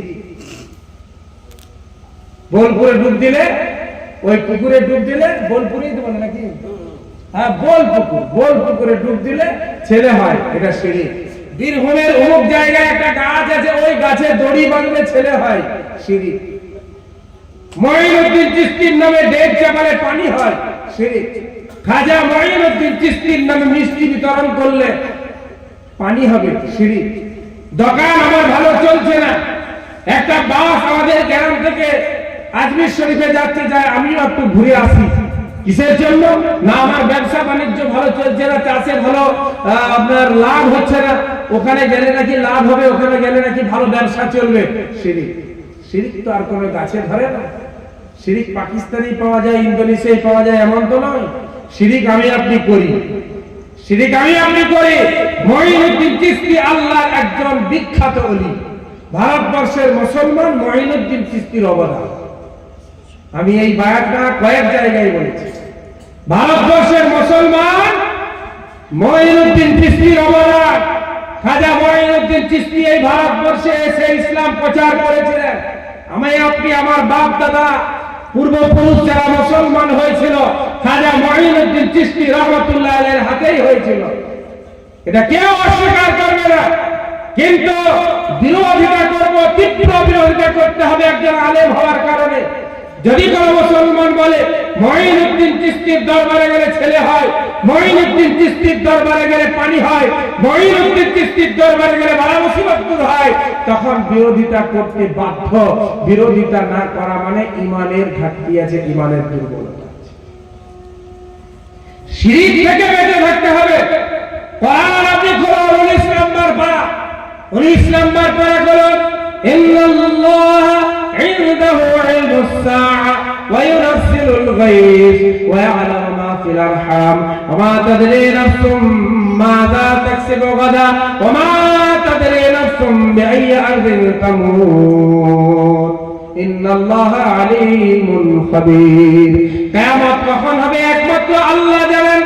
বৃষ্টি কখন, কোথায়, কতটা পরিমাণে হবে একমাত্র আল্লাহ জানেন। কালকে তুমি কোথায় কতটা উপার্জন করবে, কি খাবে একমাত্র আল্লাহ জানেন। কালকে আমার আপনার কোথায় মউত হবে, কোন জমিনে আমার আপনার মউত হবে, এটাও একমাত্র কে জানেন? কে জানেন? আল্লাহ জানেন। ইমাম মালিক রাহমাতুল্লাহ আলাইহি নবীজিকে প্রশ্ন করলেন, স্বপ্নে দেখে নবীজিকে জিজ্ঞাসা করলেন, ওগো আল্লাহর বন্ধু, আল্লাহর হাবিব, আমার মৃত্যু কখন হবে দয়া করে একটু বলে দিন। মদিনায় অনেক দিন ধরে আমি আছি, আমার মনের মধ্যে ইচ্ছা জাগছে আমি একটু মক্কায় গিয়ে হজ করে আসবো, কিন্তু যাবার আগে আমার ভয় হয় যদি আমার মৃত্যুটা মক্কায় হয়ে যায় তাহলে আমার দাফনটা মক্কায় হবে, মদিনায় আমার দাফন হবে না, এজন্য আমি আর মক্কায় যেতে পারি না। দয়া করে একটু বলে দিন আমার মৃত্যুর সময় তারিখ, কোন মাসে আমার মৃত্যু হবে, তাহলে সেই রকম দেখে আমি যাব। নবীজি সাল্লাল্লাহু আলাইহি ওয়াসাল্লাম দো জাহানের বাদশা, নবীদের নবী, ফেরেশতাদের নবী, নবী কোন শিরোমণি, নবীদের ইমাম, ফেরেশতাদের ইমাম, আউলিয়াদের ইমাম, সকলের ইমাম, যাকে না সৃষ্টি করলে কুল কায়নাতের কোনো কিছুই সৃষ্টি করা হতো না, তিনি 5 আঙ্গুলের ইশারা করে দেখিয়ে দিলেন। 5 আঙ্গুলের ইশারা, 5টা আঙ্গুল দেখিয়ে দিলেন। সকালবেলা ইমাম মালিক রাহমাতুল্লাহ আলাইহি তার একজন খাদেমকে আল্লামা ইবনে সিরিন রাহমাতুল্লাহ আলাইহির কাছে পাঠিয়ে দিলেন, যাও আল্লামা ইবনে সিরিন, তিনি স্বপ্নের তাৎপর্য বলে থাকেন, এই স্বপ্নটার কি উদ্দেশ্য আমি বুঝতে পারছি না, তাৎপর্যটা একটু জেনে এসো, জিজ্ঞাসা করে এসো, কিন্তু খবরদার এই স্বপ্ন কে দেখেছে দয়া করে এটা বলে দিও না, এটা বলো না কে স্বপ্ন দেখেছে, নামটা আমার গোপন রাখবে, শুধু জিজ্ঞাসা করবে স্বপ্নের তাৎপর্য কি। আল্লামা ইবনে সিরিন রাহমাতুল্লাহ আলাইহির কাছে যখন ওই খাদেম গিয়ে পৌঁছলো, স্বপ্নের কথা শুনে আল্লামা ইবনে সিরিন রাহমাতুল্লাহ আলাইহি বুঝতে পেরে গেলেন এই স্বপ্নটা কোন সাধারণ মানুষের স্বপ্ন নয়, বরং জামানার ইমামের স্বপ্ন। তাই তিনি জোর করে জিজ্ঞাসা করলেন খাদেমকে, এই খাদেম তুমি বলো এই স্বপ্নটা কে দেখেছে? খাদেম বলে, না না বলা যাবে না। আল্লামা ইবনে সিরিন রাহমাতুল্লাহ আলাইহি বলেন, তুমি যদি স্বপ্ন দেখনেওয়ালার নাম না বলো তাহলে আমি কিন্তু তাৎপর্য বলবো না, নিরুপায় হয়ে নাম বলতে হলো। ইমাম মালিক রাহমাতুল্লাহ আলাইহি এই স্বপ্নটা দেখেছেন। আল্লামা ইবনে সিরিন রাহমাতুল্লাহ আলাইহি বললেন, যাও ইমাম মালিককে গিয়ে বলে দাও আল্লাহ রাসূল সাল্লাল্লাহু আলাইহি সাল্লাম কোরআনের ওই আয়াতটা পড়ে দিয়েছেন যে আয়াতের মধ্যে আল্লাহ পাক বলেন এই কয়েকটা বিষয়, এই 5টা বিষয়ের জ্ঞান আমি আল্লাহ ছাড়া অন্য কেউ রাখে না, এই 5টা বিষয়ের জ্ঞান আমি আল্লাহ ছাড়া কাউকে আমি দান করি না, আমি একমাত্র জানি। 5টা বিষয়, ইন্নাল্লাহা ইনদাহু ইলমুস ইলমুস সাআ, কিয়ামত কখন হবে একমাত্র কে জানেন? কথা বলেন। এই যে বিজ্ঞান বলছিল কি 2012 পৃথিবী ধ্বংস হয়ে গেল, যদি আবার নতুন করে গজিয়েছে সব নাকি হয়েছিল? পৃথিবী ধ্বংস কখন হবে কে জানে? কে কথা বলেন, কে জানে? একমাত্র আল্লাহ। ইনদাহু ইলমুস সাআ, কিয়ামতের জ্ঞান একমাত্র আল্লাহর কাছে আছে। ওয়া ইউনাজ্জিলুল গায়স, বৃষ্টি কখন কতটা পরিমাণে বর্ষণ হবে কে জানেন? একমাত্র আল্লাহ। ওয়া ইউনাজ্জিলুল গায়স ওয়া ইয়ালামু মা ফিল আরহাম, মায়ের পেটের মধ্যে কি আছে, ছেলে আছে না মেয়ে আছে, কালো আছে না ফর্সা আছে, মৃত আছে না হায়াতে আছে, জীবিত আছে, কে জানেন? কে জানেন? বলে মেশিনে তো চেক করে বলে দিচ্ছে কি আছে। ওটা বলতে 4 মাস পরে, 4 মাস আগে বলতে বলো দেখছি। হ্যাঁ, যেদিন বিয়ে হলো সেদিন নিয়ে যে চেক করিয়ে দেখাও দেখি, কি করে বলে বলতে পারবে? কোন মেশিন ধরতে পারবে? হ্যাঁ, ছেলে আছে না মেয়ে আছে বলতে পারবে না। 4 মাস পর বলতে পারবে। 120 দিন যখন অতিবাহিত হবে তখন বলতে পারে পেটে আছে। ও মুসলমান ভাইরা, আল্লাহ রাব্বুল আলামিন বলেন ওয়া ইয়ালামু মা ফিল আরহাম ওয়া মা তাদরি নাফসুম মাযা তাকসিবু গাদা, আগামী কাল কে কতটা উপার্জন করবে এটাও কে জানেন? একমাত্র আল্লাহ। 5 নম্বরে আল্লাহ বলেন কালকে কার কোথায় কখন কিভাবে অ্যাক্সিডেন্টে না নরমাল মৃত্যু হবে কে জানেন? একমাত্র আল্লাহ। এই কথা যদি কেউ বলে তাহলে সে এই দলের সে দলের নয়, বরং সে আমাদের এই দলের মুসলমানের দলের। এই আকীদা হচ্ছে একটা মুসলমানের আকীদা, এই বিশ্বাস হচ্ছে একটা মুসলমানের বিশ্বাস। আল্লাহ ছাড়া কারোর দ্বারা কোনো কিছু হয় না, সব কিছু হয় একমাত্র কার দ্বারা? কার দ্বারা? একমাত্র আল্লাহর দ্বারা। আম্মা জান আয়েশা সিদ্দিকা রাদিয়াল্লাহু তাআলা আনহা নবীজির দরবারে বসে আছেন। একজন মহিলা বুকের মধ্যে বাচ্চাকে জড়িয়ে বাচ্চাকে আদর করতে করতে নবীজির দরবারে উপস্থিত হয়ে গেছে। আম্মা জান আয়েশা সিদ্দিকা রাদিয়াল্লাহু তাআলা আনহা দেখে মনটা বড় খারাপ হয়ে গেল।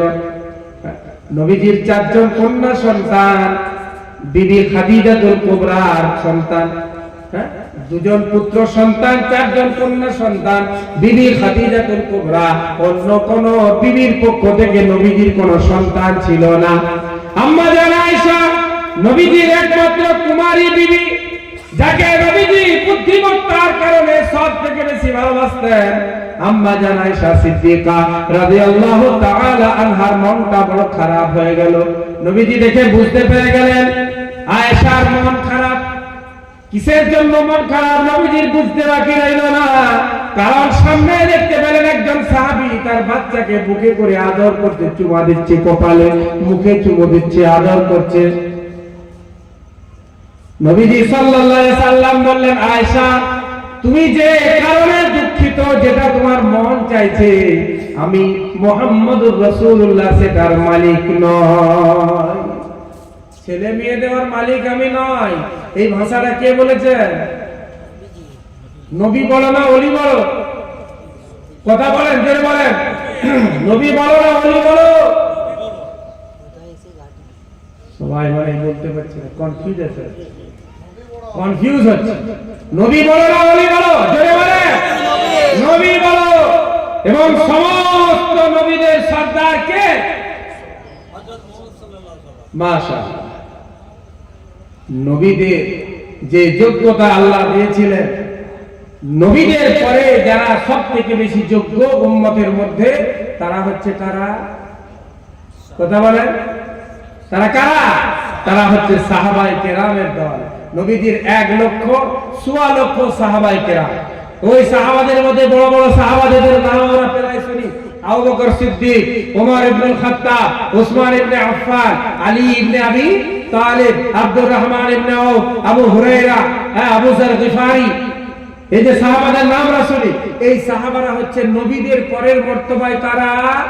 সাহাবায়ে কেরাম। সাহাবায়ে কেরামদের পরের মর্তবা কাদের? তাবেঈন, যারা সাহাবাদেরকে দেখেছে। সাহাবাদের পরে তাবেঈন, তারপরে মর্তবা কাদের? না তাবে তাবেঈন, যারা ওই তাবেঈনদেরকে দেখেছে, যারা সাহাবাদেরকে দেখেছে, আবার যারা ওই সাহাবাদেরকে যারা দেখেছে তাদেরকে যারা দেখেছে তাদের মর্তবা। তারপরে আছে আবদাল, অনেক পরে আছে আল্লাহ ওলি। যাই হোক, ওলি মানতে হবে কি হবে না বলেন? পীর সাহেবের মুরিদ হতে হবে কি হবে না? পীরের মুরিদ হতে হবে। পীরের মুরিদ হয়ে উপর হয়ে শুয়ে থাকলেই হবে। কি বলছে?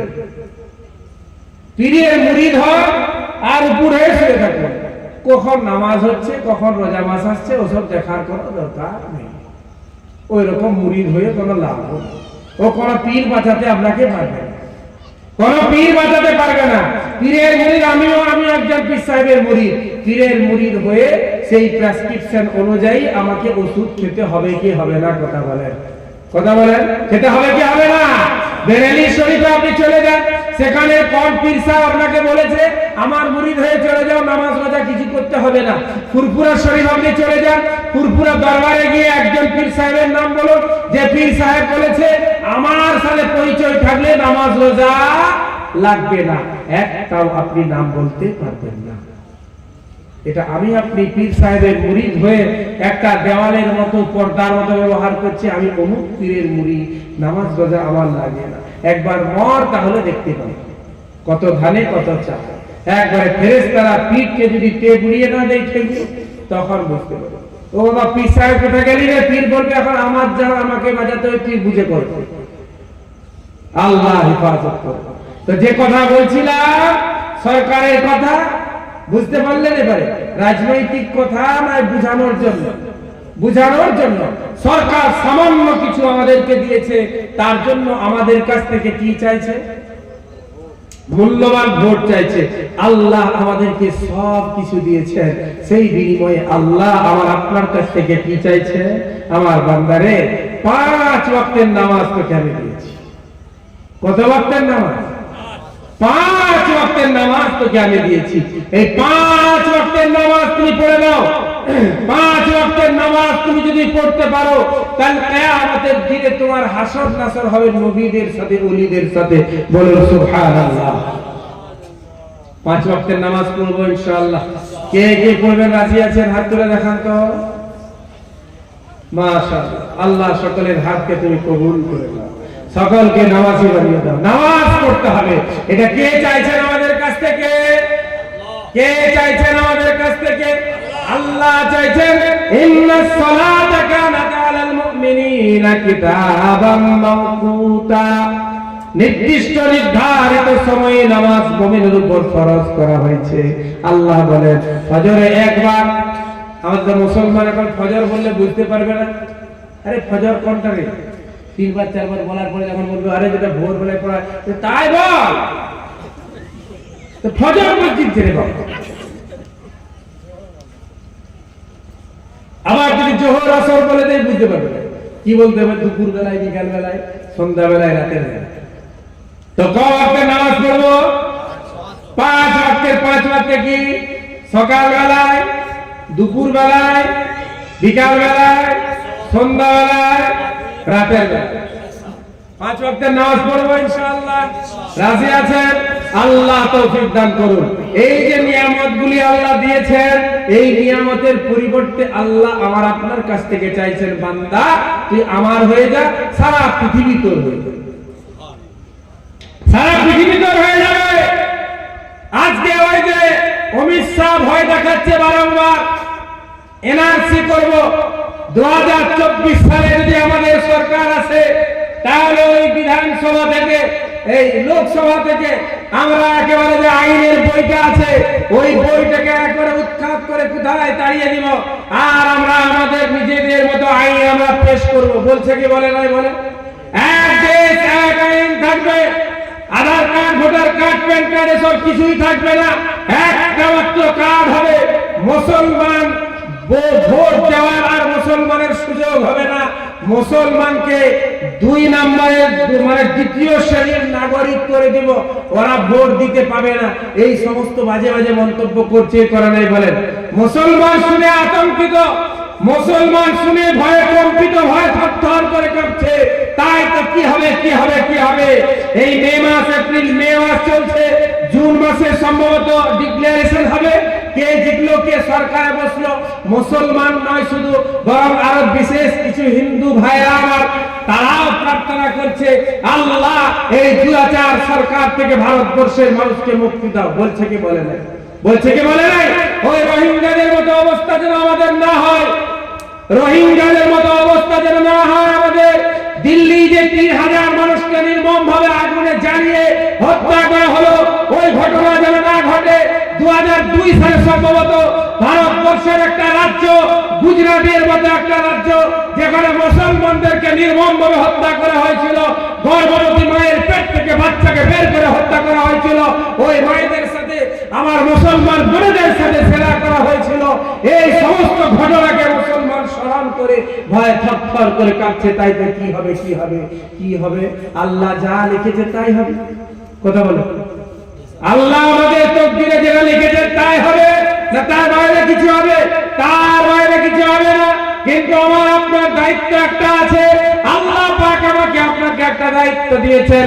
কোরআন শরীফ আপনি খুলুন, 9 নম্বর পারার 2 নম্বর পৃষ্ঠার প্রথম লাইন, ওয়ালাউ আন্না আহলাল কুরা আমানু ওয়াত্তাকাউ লাফাতাহনা আলাইহিম বারাকাতিন মিনাস সামা। ও মুসলমানেরা, আমার বান্দা বান্দীরা, তোমাদেরকে ভয় করতে হবে না। কেন তোমরা ভয় করবে? তোমরা কি ফেরাউনের ইতিহাস পড়ো নাই? ফেরাউনের মুসার ইতিহাস কি তোমরা পড়ো নাই? তোমরা কি নমরুদ আর ইব্রাহিমের ইতিহাস পড়ো নাই? তোমরা কি সাদ্দাদের ইতিহাস পড়ো নাই? তোমরা উতবা সাইবা আবু জেহেল আবু লাহাবের ইতিহাস কি তোমরা পড়ো নাই? তারাও তো ছিল মুহাম্মদুর রাসূলুল্লাহকে হত্যা করার জন্য উঠে পড়ে লেগেছিল, মুসাকে হত্যা করার জন্য উঠে পড়ে লেগেছিল, ইব্রাহিমকে হত্যা করার জন্য আগুনে পর্যন্ত ফেলে দেওয়া হয়েছিল। ইউসুফ নবীর ভাইয়েরা তাকে মেরে দেওয়ার জন্য কুয়ার মধ্যে নিক্ষেপ করেছিল। 12 বছর জেলখানায় আবদ্ধ জীবন যাপন করার পর আমি আল্লাহ রাব্বুল আলামিন ইউসুফকে মিশরের রাজত্ব দান করেছিলাম। বলুন সুবহানাল্লাহ। মুসা নবীকে আমি মাদিয়ান থেকে আবার মিশরে ফিরিয়ে এনে মিশরের রাজত্ব আমি বনি ইসরাইলকে দান করেছিলাম। নমরুদকে ধ্বংস করে দিয়ে আমি ইব্রাহিম নবীকে বিজয়ী ঘোষণা করেছিলাম। ও আমার বান্দা বান্দিরা, তোমরা কি এই ইতিহাসগুলি পড়ো নাই? কোরআন খুলে দেখুন, কোরআন সাক্ষী দিচ্ছে, আজও কোরআন ঘোষণা করছে, ওয়ালাউ আন্না আহলাল কুরা আমানু ওয়াত্তাকাউ লাফাতাহনা আলাইহিম বারাকাতিন মিনাস সামা। ও আমার বান্দা বান্দিরা, তোমরা যদি আমাকে ভয় করার মতো ভয় করতে পারো, ওয়ালাউ আন্না আহলাল কুরা, এই গ্রামের মানুষগুলি, এই শহরের মানুষগুলি, এই রাজ্যের মানুষগুলি যদি আমাকে ভয় করার মতো ভয় করত, লাফাতাহনা আলাইহিম বারাকাতিন মিনাস সামা, আমি আল্লাহ রাব্বুল আলামিন তাদের জন্য আসমানের বরকতের সমস্ত দরজা খুলে দিতাম। বরকতের সব দরজা খুলে দিতাম। বরকতের দরজা বলতে ছোলা গাছে অনেক ছোলা ধরবে, ধান গাছে ভারী ভারী ধান হবে, গম ভালো হবে, হ্যাঁ পেয়ারা ভালো হবে, আপেল লেবু ভালো হবে, তাই তো নাকি? হ্যাঁ, বরকত মানে মোদি ভয় দেখাবে না, বরকত মানে যোগী ভয় দেখাবে না, বরকত মানে অমিত শাহ ভয় দেখাবে না, বরকত মানে এই যে চৌধুরী কিনা চৌধুরী একটা আছে না পাগল, এই পাগল ভয় দেখাবে না বরকত মানে। আর বরকত আমাদের জীবন থেকে আল্লাহ তুলে নিয়েছেন বলে আজকে বেদিন মুশরিক বেঈমান কাফেররা আমাদেরকে ভয় দেখাচ্ছে। আল্লাহ ওয়ালা হবো ইনশাআল্লাহ, 5 ওয়াক্তের নামাজি হব, নামাজ পড়ব, নামাজে আল্লাহর দরবারে গিয়ে আল্লাহর কদম মোবারকে যখন আমি আপনি মাথাটা নত করে দিব, আল্লাহ পাক বলেন, ও আমার বান্দা বান্দীরা, তোমরা যেভাবে আমার কদম মোবারকে মাথা নত করলে, আমি আল্লাহ সারা পৃথিবীকে তোমাদের সামনে নত করব। নামাজের মধ্যে শারীরিক অনেক গুণাগুণ আছে, ওগুলি আমি বলছি। নামাজের মধ্যে আমাদের বর্তমান পরিস্থিতির পরিপ্রেক্ষিতে যে আজকে আমরা বর্তমান পরিস্থিতির সম্মুখীন হচ্ছি, যে যাও আমাদেরকে ভয় দেখাচ্ছে, এই ভয় থেকে বাঁচার একমাত্র উপায় কংগ্রেস নয়। এই ভয় থেকে বাঁচার একমাত্র উপায় তৃণমূলকে পুনরায় রেখে যাওয়া নয়। ভয় থেকে বাঁচার একমাত্র উপায় হচ্ছে আল্লাহওয়ালা হয়ে যাওয়া, আল্লাহওয়ালা হয়ে যাওয়া। শাইখুল হিন্দ রাহমাতুল্লাহ আলাইহি তার উপর যখন ওয়ারেন্ট জারি হয়ে গেল, শাইখুল হিন্দকে যেখানেই দেখতে পাওয়া যাবে সেখানে থরথর করে কাঁপছে, হাজার হাজার জনতার ভিড়, হাজার হাজার ভক্তর ভিড়। শাইখুল হিন্দ রাহমাতুল্লাহ আলাইহি বগলে কাফনের কাপড়টা দেবে রাস্তায় বেরিয়ে গেছে। ভক্তরা সব বলছে, হুজুর আজকে আপনাকে আর মঞ্চে যেতে হবে না, আজকে আপনাকে আর ভাষণ দিতে হবে না, আপনার নামে ওয়ারেন্ট জারি হয়ে গেছে, আপনাকে দেখলেই স্পট ডেথ, আপনাকে দেখলেই সেখানে মেরে দেওয়ার হুকুম জারি করা হয়েছে, অতএব আপনি বার হবেন না। উনি কারোর কোনো তোয়াক্কা না করে, কারোর কথা না মেনে মঞ্চে গিয়ে ভাষণ দিলেন। সেদিনও বলেছি, আজও বলছি, ইংরেজের সৈন্যতে ভর্তি হওয়া হারাম, হারাম, হারাম ফতোয়া দিয়েছেন। এদিকে ইংরেজের দলের সৈন্যরা তারা বন্দুক নিয়ে, রাইফেল নিয়ে বারবার ফায়ারিং করছে। ফায়ারিং আর হয় না, গুলি আর বার হয় না, গুলি বার হয় না। কি করেছিলেন? সব বন্দুকগুলো শাইখুল হিন্দ খারাপ করে দিয়েছিলেন। কথা বলেন, খারাপ করে দিয়েছিলেন। ওই যে একটা ঘটনা বলে না, দাদা হুজুর পীর কিবলা রাহমাতুল্লাহ আলাইহি ট্রেনে যাচ্ছেন, হুজুর সাহেব বয়ান করে শুনেছি, সম্ভবত কোন জলসায় আমি, ট্রেনে যাচ্ছেন, বন্দুক একেবারে কপালে লাগিয়ে দিয়ে চালাচ্ছে, কোন গুলি বার হয় না, গুলি বার হয়নি। পরে পরে এখন ফায়ারিং করছে, আরামে গুলি চলছে। কে বন্ধ করেছিল গুলি? মানে কে করেছিল গুলিকে? আগুনকে নিষেধ কে করেছিল? হ্যাঁ, আগুন ইব্রাহিমকে জ্বালাবে না, কে বলেছিল? আল্লাহ। আল্লাহ বলেছিল। কুয়াকে কে বলেছিল ইউসুফকে কষ্ট দিও না? কে বলেছিল? মাছকে কে বলল ইউনুসকে কষ্ট দিও না? মাছের পেটে ইউনুস নবী 3 দিন কিংবা 40 দিন ছিলেন। একদিন নয়, দুদিন নয়, 3 দিন কিংবা 40 দিন। এই 40 দিন মাছের পেটের মধ্যে অবস্থান করলেন। বড় একটা মাছে ইউনুস নবীকে খেয়েছে, আবার ওই মাছটাকে আর একটা মাছ খেয়ে নিয়েছে। এই পানির অথল গহ্বরে কিভাবে ইউনুস নবী ছিলেন, কে রেখেছিলেন বলেন? সেই আল্লাহ আজও আছেন কি নাই? না আল্লাহ সুগার হয়ে গেছে? কথা বলেন। হ্যাঁ, আল্লাহর কি থাইরয়েড বেড়ে গেছে? আল্লাহর কোলেস্টেরল বেড়ে গেছে? হ্যাঁ, এই সমস্ত কিছু থেকে আল্লাহ মুক্ত। কথা বলুন, আল্লাহ পাক, পবিত্র। পড়ি না সুবহানা। সুবহানা মানে কি? সুবহানা রাব্বিয়াল আলা। সুবহানা মানে কি? আল্লাহ পাক, পবিত্র। আল্লাহ রোগ থেকে মুক্ত, আল্লাহ পেরেশানি থেকে মুক্ত, আল্লাহ কষ্ট ক্লান্তি থেকে মুক্ত। আল্লাহ কোন রকমের কোন কষ্ট হয় না, আল্লাহ কখনো ক্লান্ত হন না, পেরেশান হন না। ও মুসলমান ভাইরা আমার, যাই হোক, আল্লাহ রাব্বুল আলামিন বলেন, ও আমার বান্দা বান্দিরা, আকাশ থেকে বাড়ি বর্ষণ আমি তোমাদের জন্য করেছি। তারপরে আল্লাহ বলেন, আফারাইতুম মা তুমনুন, ও আমার বান্দা বান্দিরা, তোমরা কি গবেষণা করো না? ওই নাপাক পানিকে নিয়ে একটু গবেষণা করো, যে নাপাক পানি থেকে আমি আল্লাহ তোমাদেরকে সৃষ্টি করেছি। আমি সৃষ্টি করেছি নাকি তোমরা নিজেদেরকে নিজেরাই সৃষ্টি করেছো? উত্তরে হবে আল্লাহ আপনি সৃষ্টি করেছেন। মায়ের পেটের মধ্যে আমি আপনি ছিলাম, তখন কোন রকমের কোন রোগ ছিল না, সেখানে কে ট্রিটমেন্ট করেছিলেন? কে ট্রিটমেন্ট করেছেন? কে সেখানে সুস্থ রেখেছিলেন? একমাত্র আল্লাহ। ও মুসলমান ভাইরা আমার, সরকার যেভাবে নিজেদের দাবি নিয়ে নিজেদের পাওনা যেগুলি মুসলমানকে বা মানুষকে দিচ্ছে, তার জন্য মানুষের কাছ থেকে ভোট চাইছে, আমার আল্লাহ রাব্বুল আলামিন বলেন, ওমা খালাকতুল জিন্না ওয়াল ইনসা ইল্লা লিয়াবুদুন।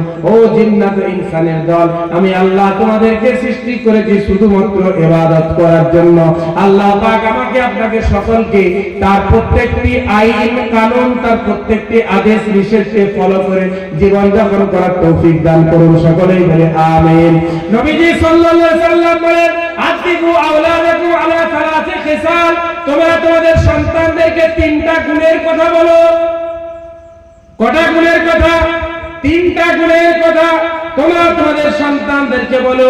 আদিবু আওলাদাকুম আলা সালাসি খিসাল, 3টা ভালো জিনিসের শিক্ষা তোমরা তোমাদের সন্তানদেরকে দাও। 1 নম্বরে হচ্ছে হুব্বে নবীয়িকুম, তোমাদের নবীর মহব্বতের কথা বলো। নবীর ভালোবাসা কি, নবীর মহব্বত কি, এই কথাটা তোমরা তোমাদের সন্তানদেরকে বলো। নবীর ভালোবাসাটা কতটা গুরুত্বপূর্ণ? নবীর ভালোবাসা মুমিনের ঈমানের জন্য প্রয়োজন আছে কি নাই? কথা বলে, নবীজিকে ভালোবাসতে হবে কি হবে না? হ্যাঁ, আল্লাহর পরে সব থেকে বেশি নবীজিকে ভালোবাসতে হবে। সব থেকে বেশি ইমানদারের অন্তরের মধ্যে সব থেকে বেশি মহব্বত নবীজির প্রতি থাকবে। হযরত ওমর ইবনুল খাত্তাব রাদিয়াল্লাহু তাআলা আনহু বলেন, ওগো নবীজি, আপনাকে আমি ভালোবাসি ছেলে মেয়ে সকলের থেকে বেশি, কিন্তু নিজের প্রাণের থেকে বেশি নয়। নবীজি বললেন, ওমর, তোমার ঈমান এখনো পূর্ণাঙ্গ নয়। হযরত ওমর তখন বললেন, ওগো নবীজি, আপনাকে আমি আমার প্রাণের থেকেও বেশি ভালোবাসি। বলুন সুবহানাল্লাহ। নবীজি তখন বললেন, আল-আন ওমর, এখন তোমার ঈমানটাও পূর্ণ হয়ে গেছে। এখন তোমার ঈমান পূর্ণ হয়ে গেছে, পূর্ণাঙ্গ ঈমানের মালিক তুমি মুসলমান ভাইরা। তাই নবীজির ভালোবাসা একজন ঈমানদারের ঈমানের অঙ্গ। নবীজির ভালোবাসা নাই, ঈমান নাই। নবীর ভালোবাসা নাই, ঈমান নাই। নবীর ভালোবাসা রাখতেই হবে। সেই নবীজি বললেন, আদিবু আওলাদাকুম আলা সালাসে খিসাল। ও আমার উম্মতিরা, তোমরা তোমাদের সন্তানদেরকে তিনটা কথা শিখিয়ে দাও। এক নাম্বার হচ্ছে নবীর মুহাব্বতের কথা বলো, নবীর ভালোবাসার কথা। নবীর ভালোবাসা কতটা ভালোবাসা? ওই যে একজন সাহাবী, কালো সাহাবী, মাথার চুলগুলো হচ্ছে ওই হাবশি দেশের সাহাবী, নাইজেরিয়ান প্লেয়ার দেখেছেন? নাইজেরিয়ান প্লেয়ার দেখেছেন? ওরা চিরুনি নিয়ে ঘুরে বেড়ায়। নাইজেরিয়ান প্লেয়ার দেখেছেন? চিরুনি নিয়ে ঘুরে বেড়ায়। চিরুনি করতে দেখেছেন না? অটোমেটিক ওদের সৃষ্টিগতভাবে চিরুনি করে আল্লাহ পাঠিয়েছে। ওদের চিরুনির বাপের শক্তি নেই, ওদের চুল সরা করে। হ্যাঁ, যেদিকে ঘুরেছে সেদিকেই থাকবে। ওই রকম একজন সাহাবী নবীজি, হ্যাঁ, কালো সাহাবী, মাথার চুল একবার ওই রকম শক্ত, সীতা করতে পারে না। নবীজির মাঝখানে সীতা ছিল, মাথায় চুল আজরাতের মাঝখানে সীতা করতেন নবীজি। তো সেও চেষ্টা করছে, আমার সীতা যদি মাঝখানে হতো, নবীজির একটা সুন্নতের উপর আমল হতো। হ্যাঁ, তো চিন্তা করছে কি করে হবে। একদিন এই চিন্তা করে করে করে করে কি করেছে, একটা রডকে গরম করেছে, একটা লোহা গরম করেছে। এই রড গরম করে মাথায় লম্বা লম্বা করে লাগলো, মাথায় লম্বা করে মাথাটা পুড়িয়ে দিয়েছে। সাহাবারা জিজ্ঞাসা করে, কি করলে? বলে, আজ থেকে আমার নবীর এই সুন্নতটার উপর আমল হয়ে গেল। বলুন সুবহানাল্লাহ। নবীর সব সুন্নত মানছে, এই সুন্নত মানতে পারছি না। ও মুসলমান ভাইরা আমার, আমার নবী 3 রকমের চুল রাখতেন, লিম্বা, জুম্মা, ওয়াসওয়া। নবীজি 3 রকমের চুল রাখতেন। এক রকম রেখে গেলে মুসলমানের যুবকেরা পেরেশান হয়ে যেত। এক রকমের চুল হয়তো পছন্দ সবার নাও হতে পারে, তাই নবীজি বিকল্প আরো 2টা রেখে গেলেন। আরো 2 রকম তুমি রাখতে পারো। এক নাম্বার হলো তুমি ছোট ছোট রাখো, ছোট চুল রাখো। ছোট যদি পছন্দ না হয় কান পর্যন্ত রাখো, এটাও যদি পছন্দ না হয় কান পর্যন্ত রাখো। এই 3টা চুল তো আমার আপনার নবী রেখেছেন। 3 রকমের চুল কাদের জন্য রেখেছেন? নবীজি স্টাইলের জন্য রেখেছেন। মন কি কখনো সাক্ষী দেয় নবীজি স্টাইল করেছেন? হ্যাঁ, নবীজি নিজের মনের চাহিদা পূরণ করেছেন? না না না, উম্মতের চাহিদা পূরণ করার জন্য কিয়ামত পর্যন্ত আর কোন নবী আসবেন না। তিনি হচ্ছেন শেষ নবী, আর সমস্ত মানুষ হচ্ছেন একমাত্র বিশ্ব নবীর উম্মত। এজন্য উম্মতের মধ্যে বিভিন্ন শ্রেণীর মানুষ আসবে, বিভিন্ন মানসিকতার মানুষ আসবে। কেউ চাইবে ছোট চুল রাখতে, কেউ চাইবে একটু লম্বা, কেউ আবার বেশি লম্বা চাইবে। তাই 3টা সুন্নত নবীজি রেখে গেলেন। ও মুসলমান যুবক ভাইরা, আমি আপনি যে চুলগুলো আজকে কাটাচ্ছি, এটা হচ্ছে ক্রিস্টিয়ানো রোনাল্ডোর সুন্নত, এটা হচ্ছে মেসির চুল, এটা হচ্ছে ওই যে একটা কালো কলটা প্লেয়ার আছে দেখবেন, একবারে কালো কুৎসিত দেখতে, নামটা 1 বিঘা চওড়া। হ্যাঁ, নাম হচ্ছে তার বালোতেলি। নাম শুনেছেন? হ্যাঁ, এখন আবার কে কে আর মুসলমান, কে কে আর ফেসবুকে কিন্তু পাগল আছে, পাগল। কে কে আর জিতে গেলে যে ওদের খালুর দল জিতলো, এমন করে দেখবেন। আর চেন্নাই হেরে গেছে, যেমন কি হয়ে গেছে মুসলমান, আর কোনো কাজ করবো না, রাজ্যে কি খেলা দেখেছে? কেমন দিলাম দেখলি কালকে? তুই কি দিলি রে বাবা? কে কোথায় খেলছে, কে কোথায় টাকা পেলো, আর তুই কেন মাথামাতি করছিস? এই যে কে কে আর একটা প্লেয়ার আছে, কি নাম? হ্যাঁ, রাসেল আছে। মাথায় চুল দেখেছেন? মাথায় চুল দেখেছে? এই যে চুল আমাদের যুবক সমাজ আজকে কাটাচ্ছে, পুরো মাথা কালো, মাঝখানটায় দুটি সাদা চুল করে দিচ্ছে। হ্যাঁ, দেখি অবাক, এই আবার কি কাটিং রে বাবা। দিয়ে চিন্তা করে মনে পড়লো আগেকার ওই নানি খালারা কি করতো, মায়েরা কি করতো, যখন একটা মুরগির 10-15টা বাচ্চা হলো, সব বাচ্চাগুলোকে কি করতো, হলুদ মাখিয়ে দিত না, লবণ মাখাতো না, লাল লবণ মাখিয়ে দিত। তখন মনে হচ্ছে এর বাপেরও অনেকগুলি ছেলে, অন্য লোকের ছেলের সাথে মনে হচ্ছে মিশে যাবে, তার জন্য চুলটা সাদা। এইটা এত তফসির হবে, এছাড়া তো আর কোনো তফসির আমার মনে পড়ছে না, এছাড়া তো আর কোনো ব্যাখ্যা আমার মনে পড়ছে না। আল্লাহ হেফাজত করো, আল্লাহ হেফাজত করো। যুবক, তুই মাথায় চুল কাটিয়েছো, আল্লাহর অভিশাপ বর্ষণ হচ্ছে তোমার মাথার উপরে, আল্লাহর গজব বর্ষণ হচ্ছে তোমার মাথার উপরে। আমাদের চুল তো একেবারে ছোট ছোট, 15 দিন ছাড়া মাথার চুল কাটায়। মিস্ত্রিকে গিয়ে বলি একবারে জিরোর উপরে একবারে নাড়া দেওয়ার জন্য না হয়, নবীজি বেশি নাড়া হননি, সম্ভবত একবার নাড়া হয়েছেন জীবনে নবীজি। কেউ যদি মনে করে নাড়া হওয়াটাই শুধু সুন্নত ভুল, নবীজি জীবনে একবার মাত্র নাড়া হয়েছে, বাকি চুল কাটিয়েছেন চুল ছোট রাখতে। আমাদের চুল ছোট, কেউ তো আমাদেরকে খেপা বলেনি, বরং যারা ওই চুলগুলিকে এলোমেলো করে কাটিয়েছে তাদেরকে বহু লোক খেপা বলে, পাগল বলে, তাদের পিতা মাতাকেও গালি দেয় কি দেয় না? তাই নবীজি বললেন, আদিবু আওলাদাকুম আলা সালাসি খিসাল।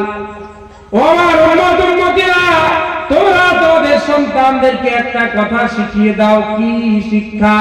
হুব্বে নবীকুম, নবীর মুহাব্বত কাকে বলে, নবীর ভালোবাসা তাদের হৃদয়ের মধ্যে ভরে দাও। নবীর ভালোবাসা তাদের হৃদয়ের মধ্যে যদি থাকে, সেলুনে গিয়ে শাহরুখ খানের নকলের চুল কাটাবার আগে তার চিন্তা হবে নবীজি তো এরকম চুল রাখেন নাই, অতএব আমিও রাখবো না। কে? আমিও রাখবো না। নবীজির চুল 3 রকমের ছিল, 3 রকমের চুল রাখবে। তারপর নবীজি বলেন, হুব্বি আহলে বাইতিহি, নবীজির আহলে বর্গ পরিবার পরিজনদের মহব্বতের কথা শিখিয়ে দাও। নবীজির হাসান হোসেন বলে 2 জন নাতি ছিলেন, হাসান হোসেন। আবার একটা রিওয়ায়াতে যে মুহসিন, এরকম অনেকগুলি নাতির কথা হাদিসের মধ্যে আছে, কিন্তু প্রচলিত 2টা নাম হাসান আর হোসেন। এই হাসান আর হোসেন কে ছিলেন? নবীজির, কথা বলেন কে ছিলেন? নবীজির 2 জন নাতি। তিনিও নাতি এত মহব্বত করতেন, তাদের মাথায় চুমু দিতেন নবীজি, আর বলতেন আমি এদের মাথার চুলের মধ্যে যখন চুমু দিই জান্নাতের সুঘ্রাণ লাভ করি। বলেন সুবহানাল্লাহ। ফাতেমাকে বলতেন, ও ফাতেমা, তুমি তোমার সন্তানদেরকে যখন মসজিদের মধ্যে পাঠাবে, জামাগুলো একটু ছোট ছোট করে পাঠাবে, কারণ আমার নাতিদ্বয় রাস্তায় চলতে গিয়ে যদি পড়ে যায়, হুজুরকে পড়ে যায়, আমি মুহাম্মদুর রাসূলুল্লাহ সহ্য করতে পারি না। এত ভালোবাসতেন এই আহলে বর্গ, আহলে বায়ত, নবীজির পরিবার পরিজন। নবীজির কজন বিবি ছিলেন? নবীজির কজন বিবি ছিলেন এটা শিক্ষা দিতে হবে না? শাহরুখ খানের কজন বিবি? বলে একজন। বলে দেবে নাম কি? একজন বলতে পারছে না, তার কাছে আর একজন আছে, নাম জানি না, ওই বইয়ের নাম তো গৌরী। মুসলমানের ছেলেকে বলা হচ্ছে প্রথম কলমা পড়ো, পড়তে পারছে না, সেদিনে বিয়ে পড়াচ্ছে এক জায়গায়, প্রথম দ্বিতীয় কলমা পড়েছি, যদিও কলমা পড়ানোটা বিবাহের কোনো অংশ নয়, এটা মনে রাখতে হবে। আমরা পড়াচ্ছি, যদি বাপকালে একদিনও না পড়েছে তাহলে কমপক্ষে আগে মুসলমান হয়ে বিয়েটা করে। এছাড়া দ্বিতীয় কোনো উদ্দেশ্য নাই। আপনি আমাকে প্রশ্ন করতে পারেন, কিন্তু আমার কাছে উত্তর আছে। পৃথিবী যত আলেম ওলামা আছে সবার কাছে আপনি আমার এই কথাটা নিয়ে যান, সবাই স্বীকার করে ঠিক আছে। বিবাহ শাদীতে কলমা পড়ানোর একটাই উদ্দেশ্য। আজকে আমি সকাল থেকে কিতাব অনেক ঘেটেছি, সেই কিতাবগুলি আমার এই মোবাইলে স্ক্রিনশট করে, ছবি করে, অনলাইনে ঘাটছিলাম, স্ক্রিনশট করে সব রেখেছি। সেদিকেও জিজ্ঞেস করে কোন কিতাব আছে, এখন দেখে বলছি। বিবাহের সময় কলমা পড়ানোটা কোনো জরুরি নয়, সুন্নত নয়, মুস্তাহাব নয়, ইজাব কবুল বিবাহ, ইজাব কবুল। মেয়ে বলবে রাজি আছি, ছেলে বলবে কবুল। আমাদের সমাজে আবার আছে একজন উকিল হবে, উকিল সাহেব আবার ছেলের কাছে গিয়ে ইজাজত নেবে। ছেলে ইজাজত দেওয়ার কি? ছেলে ইজাজত দেওয়ার কে? ছেলে বিবাহ করতে এসছে, কার সাথে বিবাহ করবে? একটা মেয়ের সাথে, একটা মেয়ের সাথে। আর সেই মেয়েটার বাপ আছে কি নাই? বাপ আছে, কিংবা মারা গেছে, বাপ মারা গেছে, তার মা আছে, মা মারা গেছে, তার চাচা আছে, চাচা চলে গেছে, তার বড় ভাই আছে, তার উকিল আছে, যে একজন উকিল আছে, গার্জিয়ান আছে। তো সেই গার্জিয়ানের উপস্থিতিতে দ্বিতীয় কোনো উকিলের প্রয়োজন নাই। প্রথম এটা মনে রাখতে হবে। আমাদের সমাজে যে দুজন সাক্ষী, একজন উকিল বানানো হচ্ছে না, একজন উকিল হয়ে গেল, দুজন সাক্ষী, এই উকিলের কোনো প্রয়োজন নাই। আপনি বলেন কেন? কারণ সেখানে মেয়ের বড় ভাই মজুদ আছে, বড় ভাই হচ্ছে মেয়ের মালিক, মেয়ের বাপ সেখানে মজুদ, বাপ হচ্ছে মেয়ের মালিক। বাপ দুজন মানুষকে নিয়ে যাবে, জিজ্ঞাসা করবে, মা অমুকের পুত্র অমুক তোমার সাথে বিবাহ করতে এসছে, তুমি বিবাহে রাজি আছো? 5001 টাকা দেন মোহর। মেয়ে বললো রাজি আছে, দুজন সাক্ষী শুনে নিল। বাপ গিয়ে মৌলানাকে বলে দিল, আমার মেয়ে রাজি আছে, আপনি একটু বিয়েটা পড়িয়ে দিন। আমাদের সমাজে কি হয়, একজন উকিল ঠিক করা হচ্ছে, সেই উকিল আবার বরের কাছে বসে হাত পা ধরে, হ্যাঁ আমি তোমার বিবাহের উকিল নিযুক্ত হয়েছি, তুমি কি আমাকে উকিল হিসাবে ইজাজত দিচ্ছ? ও ইজাজত দেওয়ার কে? ওর কাছে তো ইজাজতের কোনো প্রয়োজন নেই, মেয়ের কাছে যাওয়া হবে। তো যাই হোক, কলমা পড়ানোর বিষয়টা বলছিলাম। এই উকিল বানানোর সিস্টেমটা আমাদের সমাজের ভুল একটা কথা, আর এই কলমা পড়ানোর সিস্টেম এটাও একটা ভুল। কিন্তু বললাম, কলমা যদি এই উদ্দেশ্যে কেউ পড়িয়ে দেয়, যদি জীবনে কখনো না পড়েছে, কমপক্ষে আজকে একবার পড়ুন, তাহলে আপনি পড়িয়ে দিতে পারেন। যাই হোক, কলমা পড়ানো হচ্ছে। আমি সেদিন কি করেছি? প্রথম কলমা পড়িয়েছি, দ্বিতীয় কলমা পড়িয়েছি, আর পড়তে পড়তে আমার এখন শুরু হয়ে গেছে চতুর্থ কলমা।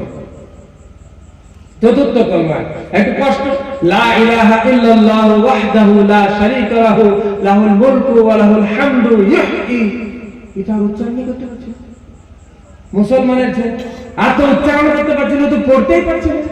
আমি তখন লজ্জায় পড়ে যাচ্ছি, বাবা তুই যা পারিস বল। আমি বলছি তুই পেরিয়ে চ, কোন রকম পার করে দিয়েছে। এরপরে ইমাম সাহেব খুতবা পড়তে যে শুরু করেছে, ও তখন খুতবা পড়তে শুরু করেছে।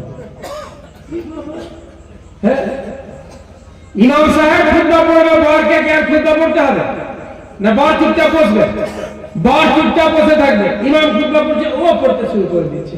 আমি তখন আবার জানে হাত দিয়ে বলি, থাম বাপ, আর পড়তে হবে, তুই অনেক পড়েছিস, চুপচাপ বস, যা পড়েছিস তুই চুপচাপ বসে। এই সমস্ত ঘটনা হাসির জন্য নয়, বুঝানোর জন্য। আজ আমাদের বর্তমান মুসলিম সমাজের অবস্থা হচ্ছে, মুসলমানের ছেলে 4টা কলমা শুদ্ধ পড়তে জানে না। তাই নবীজি বললেন, আদিবু আওলাদাকুম আলা সালাসি খিসাল, 3টা ভালো কথা শিখিয়ে দাও। 1 নম্বর নবীজির মহব্বত, 2 নম্বর আহলে বাইতের মহব্বত। নবীজির কজন বিবি ছিল, কজন কন্যা সন্তান ছিল, কজন পুত্র সন্তান ছিল, নবীজির জামাইদের নাম কি ছিল বলো?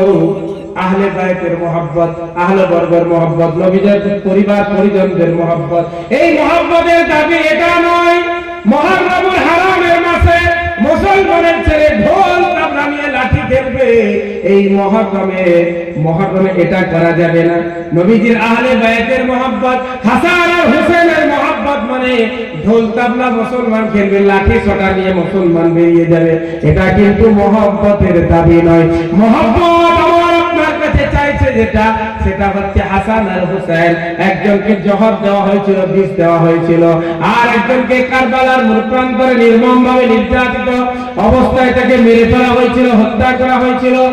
সেই অবস্থাতেও যখন শরীরের মধ্যে 40-50 নয় 120টা জায়গায় শরীরটার মধ্যে আঘাত লেগে গেছে, সেই অবস্থাতেও আসরের নামাজের সময় হয়েছে। হযরত হাসান হুসেন রাদিয়াল্লাহু তাআলা আনহু তার বন্ধুদেরকে, সাথীদেরকে বললেন, ও ভাইরা যাও যাও যাও, একটু ওই দুশমনদেরকে বলো আমি হুসেন নামাজ পড়তে চাই, আমাকে যেন একটু নামাজ পড়ার সুযোগ দিয়ে দেয়। আসরের নামাজের সময় হয়ে গেছে, নামাজ ছাড়া যাবে না। মুসলমান ভাইরা, আমার যুবক ভাইরা, যারা ওই মুহররমুল হারামের মাসে লাঠি খেলেন, ঢোল তাবলা ব্যবহার করেন, ওই সমস্ত বিদআত কাজগুলি যদি করে থাকেন আপনাদেরকে বলবো হাসান আর হুসেনের মহব্বত হচ্ছে মুসলমান নামাজি হবে, মুহররমুল হারামের মাসে মুসলমান রোজা রাখবে, এটা হচ্ছে হাসান আর হুসেনের মহব্বত। 3 নম্বরে নবীজি বললেন ওয়া তিলাওয়াতিল কোরআন। 3 নম্বর শিক্ষা তোমরা তোমাদের সন্তানদেরকে দিয়ে দাও না, কোরআন পড়া শিখিয়ে দাও। কি শিখাবো, কি শিখাতে হবে বলেন, কথা বলেন। কোরআন, কোরআনের শিক্ষা দিব ইনশাআল্লাহ। রাজি আছেন? রাজি আছেন সকলে? গ্রামে যদি মক্তব চলে আলহামদুলিল্লাহ, মক্তব যদি না আছে মক্তব কায়েম করব ইনশাআল্লাহ। মক্তব কায়েম করতে হবে, ছেলে মেয়েদেরকে কোরআন শিক্ষা দিতে হবে। বর্তমান সময়ে ছেলেদেরকে শিক্ষা দেওয়া হচ্ছে না, মেয়েদেরকে শিক্ষা দেওয়া হচ্ছে। কিসের জন্য? না মেয়েটাকে এসে জিজ্ঞাসা করবে তোমার মেয়ে কোরআন পড়তে জানে কি জানে না। কে জিজ্ঞাসা করে? ওই যে ভদ্র 21 জন দেখতে, 21 জন ভদ্র ফ্যামিলির ভদ্র লোকেরা, হ্যাঁ 21 জন দেখতে এসেছে, মিষ্টি সৃষ্টি সব খেয়ে, তারপরে হ্যাঁ বেটির মাথায় হাত বুলিয়ে করে, হ্যাঁ বেটি দেখতে খুব ভালো, মাশাআল্লাহ, আল্লাহ খুব ভালো করেছে, 100 টাকা দিতে 100 টাকা দিয়ে মাথায় হাত দিয়ে চলে গেল। ওই যে দেখতে এসে জিজ্ঞাসা করবে কোরআন পড়তে জানে না। এরপরে আপনার বিবাহের পরে কোরআন পড়ার সুযোগ হবে কি না হবে সেটা আলাদা ভিন্ন কথা। এখন মোটামুটি জিজ্ঞাসা করবে কোরআন পড়তে জানে কি জানে না। এখন এই মেয়ের বাপের টেনশন, যদি এই বরপক্ষ পালিয়ে যায় তাহলে আবার কে আসবে না আসবে, এই ভয়ে বেচারা আর গরিব কোনো প্রশ্নই করে না। বলে তখন কি সোজা সাপটা কথা, না বাবা কোরআন পড়তে জানে, 3 বার খতম দিয়েছে। কবার খতম দিয়েছে? 3 বার খতম দিয়েছে কোরআন। যদি উল্টা প্রশ্ন করে তোমার বেটা কোরআন পড়তে জানে, তো আর এই বেটার বিয়ে হবে? কথা বলেন। 90% যুবকই থেকে যাবে, আয় বড়ই থেকে যাবে। 90% মেয়ে কোরআন পড়তে জানে, 90% ছেলে কোরআন পড়তে জানে না। যেভাবে কোরআন পড়তে জানে কি জানে না এই প্রশ্নটা মেয়ের বাপকে জিজ্ঞাসা করা হয়, যদি এই প্রশ্নটা মেয়ে পক্ষ ছেলে পক্ষকে করে তাহলে 90% ছেলে অবিবাহিত থেকে যায়, এদের বিবাহ হবে না। কিন্তু কেউ জিজ্ঞাসা করতে, হ্যাঁ টাকা পয়সা আছে, দেখতে শুনতে একটু হ্যান্ডসাম, হ্যাঁ চলো কোরআন পড়তে পারো কেন, অথচ জিজ্ঞাসা করে কি হবে? নবীজি বললেন ওয়া তিলাওয়াতিল কোরআন। বিশ্ব নবী যার মহব্বতের আমরা দাবিদার, যার মহব্বতের আমরা দাবি করি, যার ভালোবাসার আমরা দাবি করি, নবীজির মহব্বতের দাবি করি, মুসলমান হয়ে আবার মদ দাও পান করি মাঝে মধ্যে। আপনাদের এলাকায় মনে হচ্ছে না? হ্যাঁ কি আলহামদুলিল্লাহ বলেন, আলহামদুলিল্লাহ, আলহামদুলিল্লাহ। মদ গাঁজা মুসলমান সমাজে দিনের পর দিন বাড়ছে, মদ গাঁজা বেড়ে যাচ্ছে। আবার এখন একটা বেরিয়েছে, এইরকম করে ঘষে শুয়ে মাতাল হয়ে পড়ে। না এটা কি বলে, ডেনড্রাইট। কে ডেনড্রাইট? বাজারের ছেলেরা সব পাগল হয়ে গেছে। ছেলেগুলা, যুবক ছেলে এখনো বিয়ে পর্যন্ত হয়নি, দেখতে শরীরগুলো একবারে উস্কো ফুস্কো হয়ে গেছে, যেমন 70 বছর তেল লাগায় শরীরে, একবারে সাদা শুকনো চামড়া। কি করে হয়েছে? ওই নেশা করে হয়েছে, নেশা করে হয়েছে। মুসলমান ভাইরা, মদ যদি কোনো মুসলমান খান, আজ আমি জোর হাত করে আবেদন করে যাই, মদ থেকে পরহেজ করবে, মদ ছেড়ে দেন। মদ খাওয়া চলতো নবীজি আসার আগে, আসার পরেও চালু ছিল। আস্তে আস্তে আস্তে করে এটা বলতে গেলে এখন 3-4টি আয়াত পড়তে হবে, লম্বা হয়ে যাবে। হুজুর চলে এসেছেন, আমি আর বসিয়ে রাখবো না, আমি শেষ করে দেবো, তাই অধিকার যাচ্ছি না। মদ যদি কেউ খান তাহলে সেই মদ থেকে পরহেজ করতে হবে।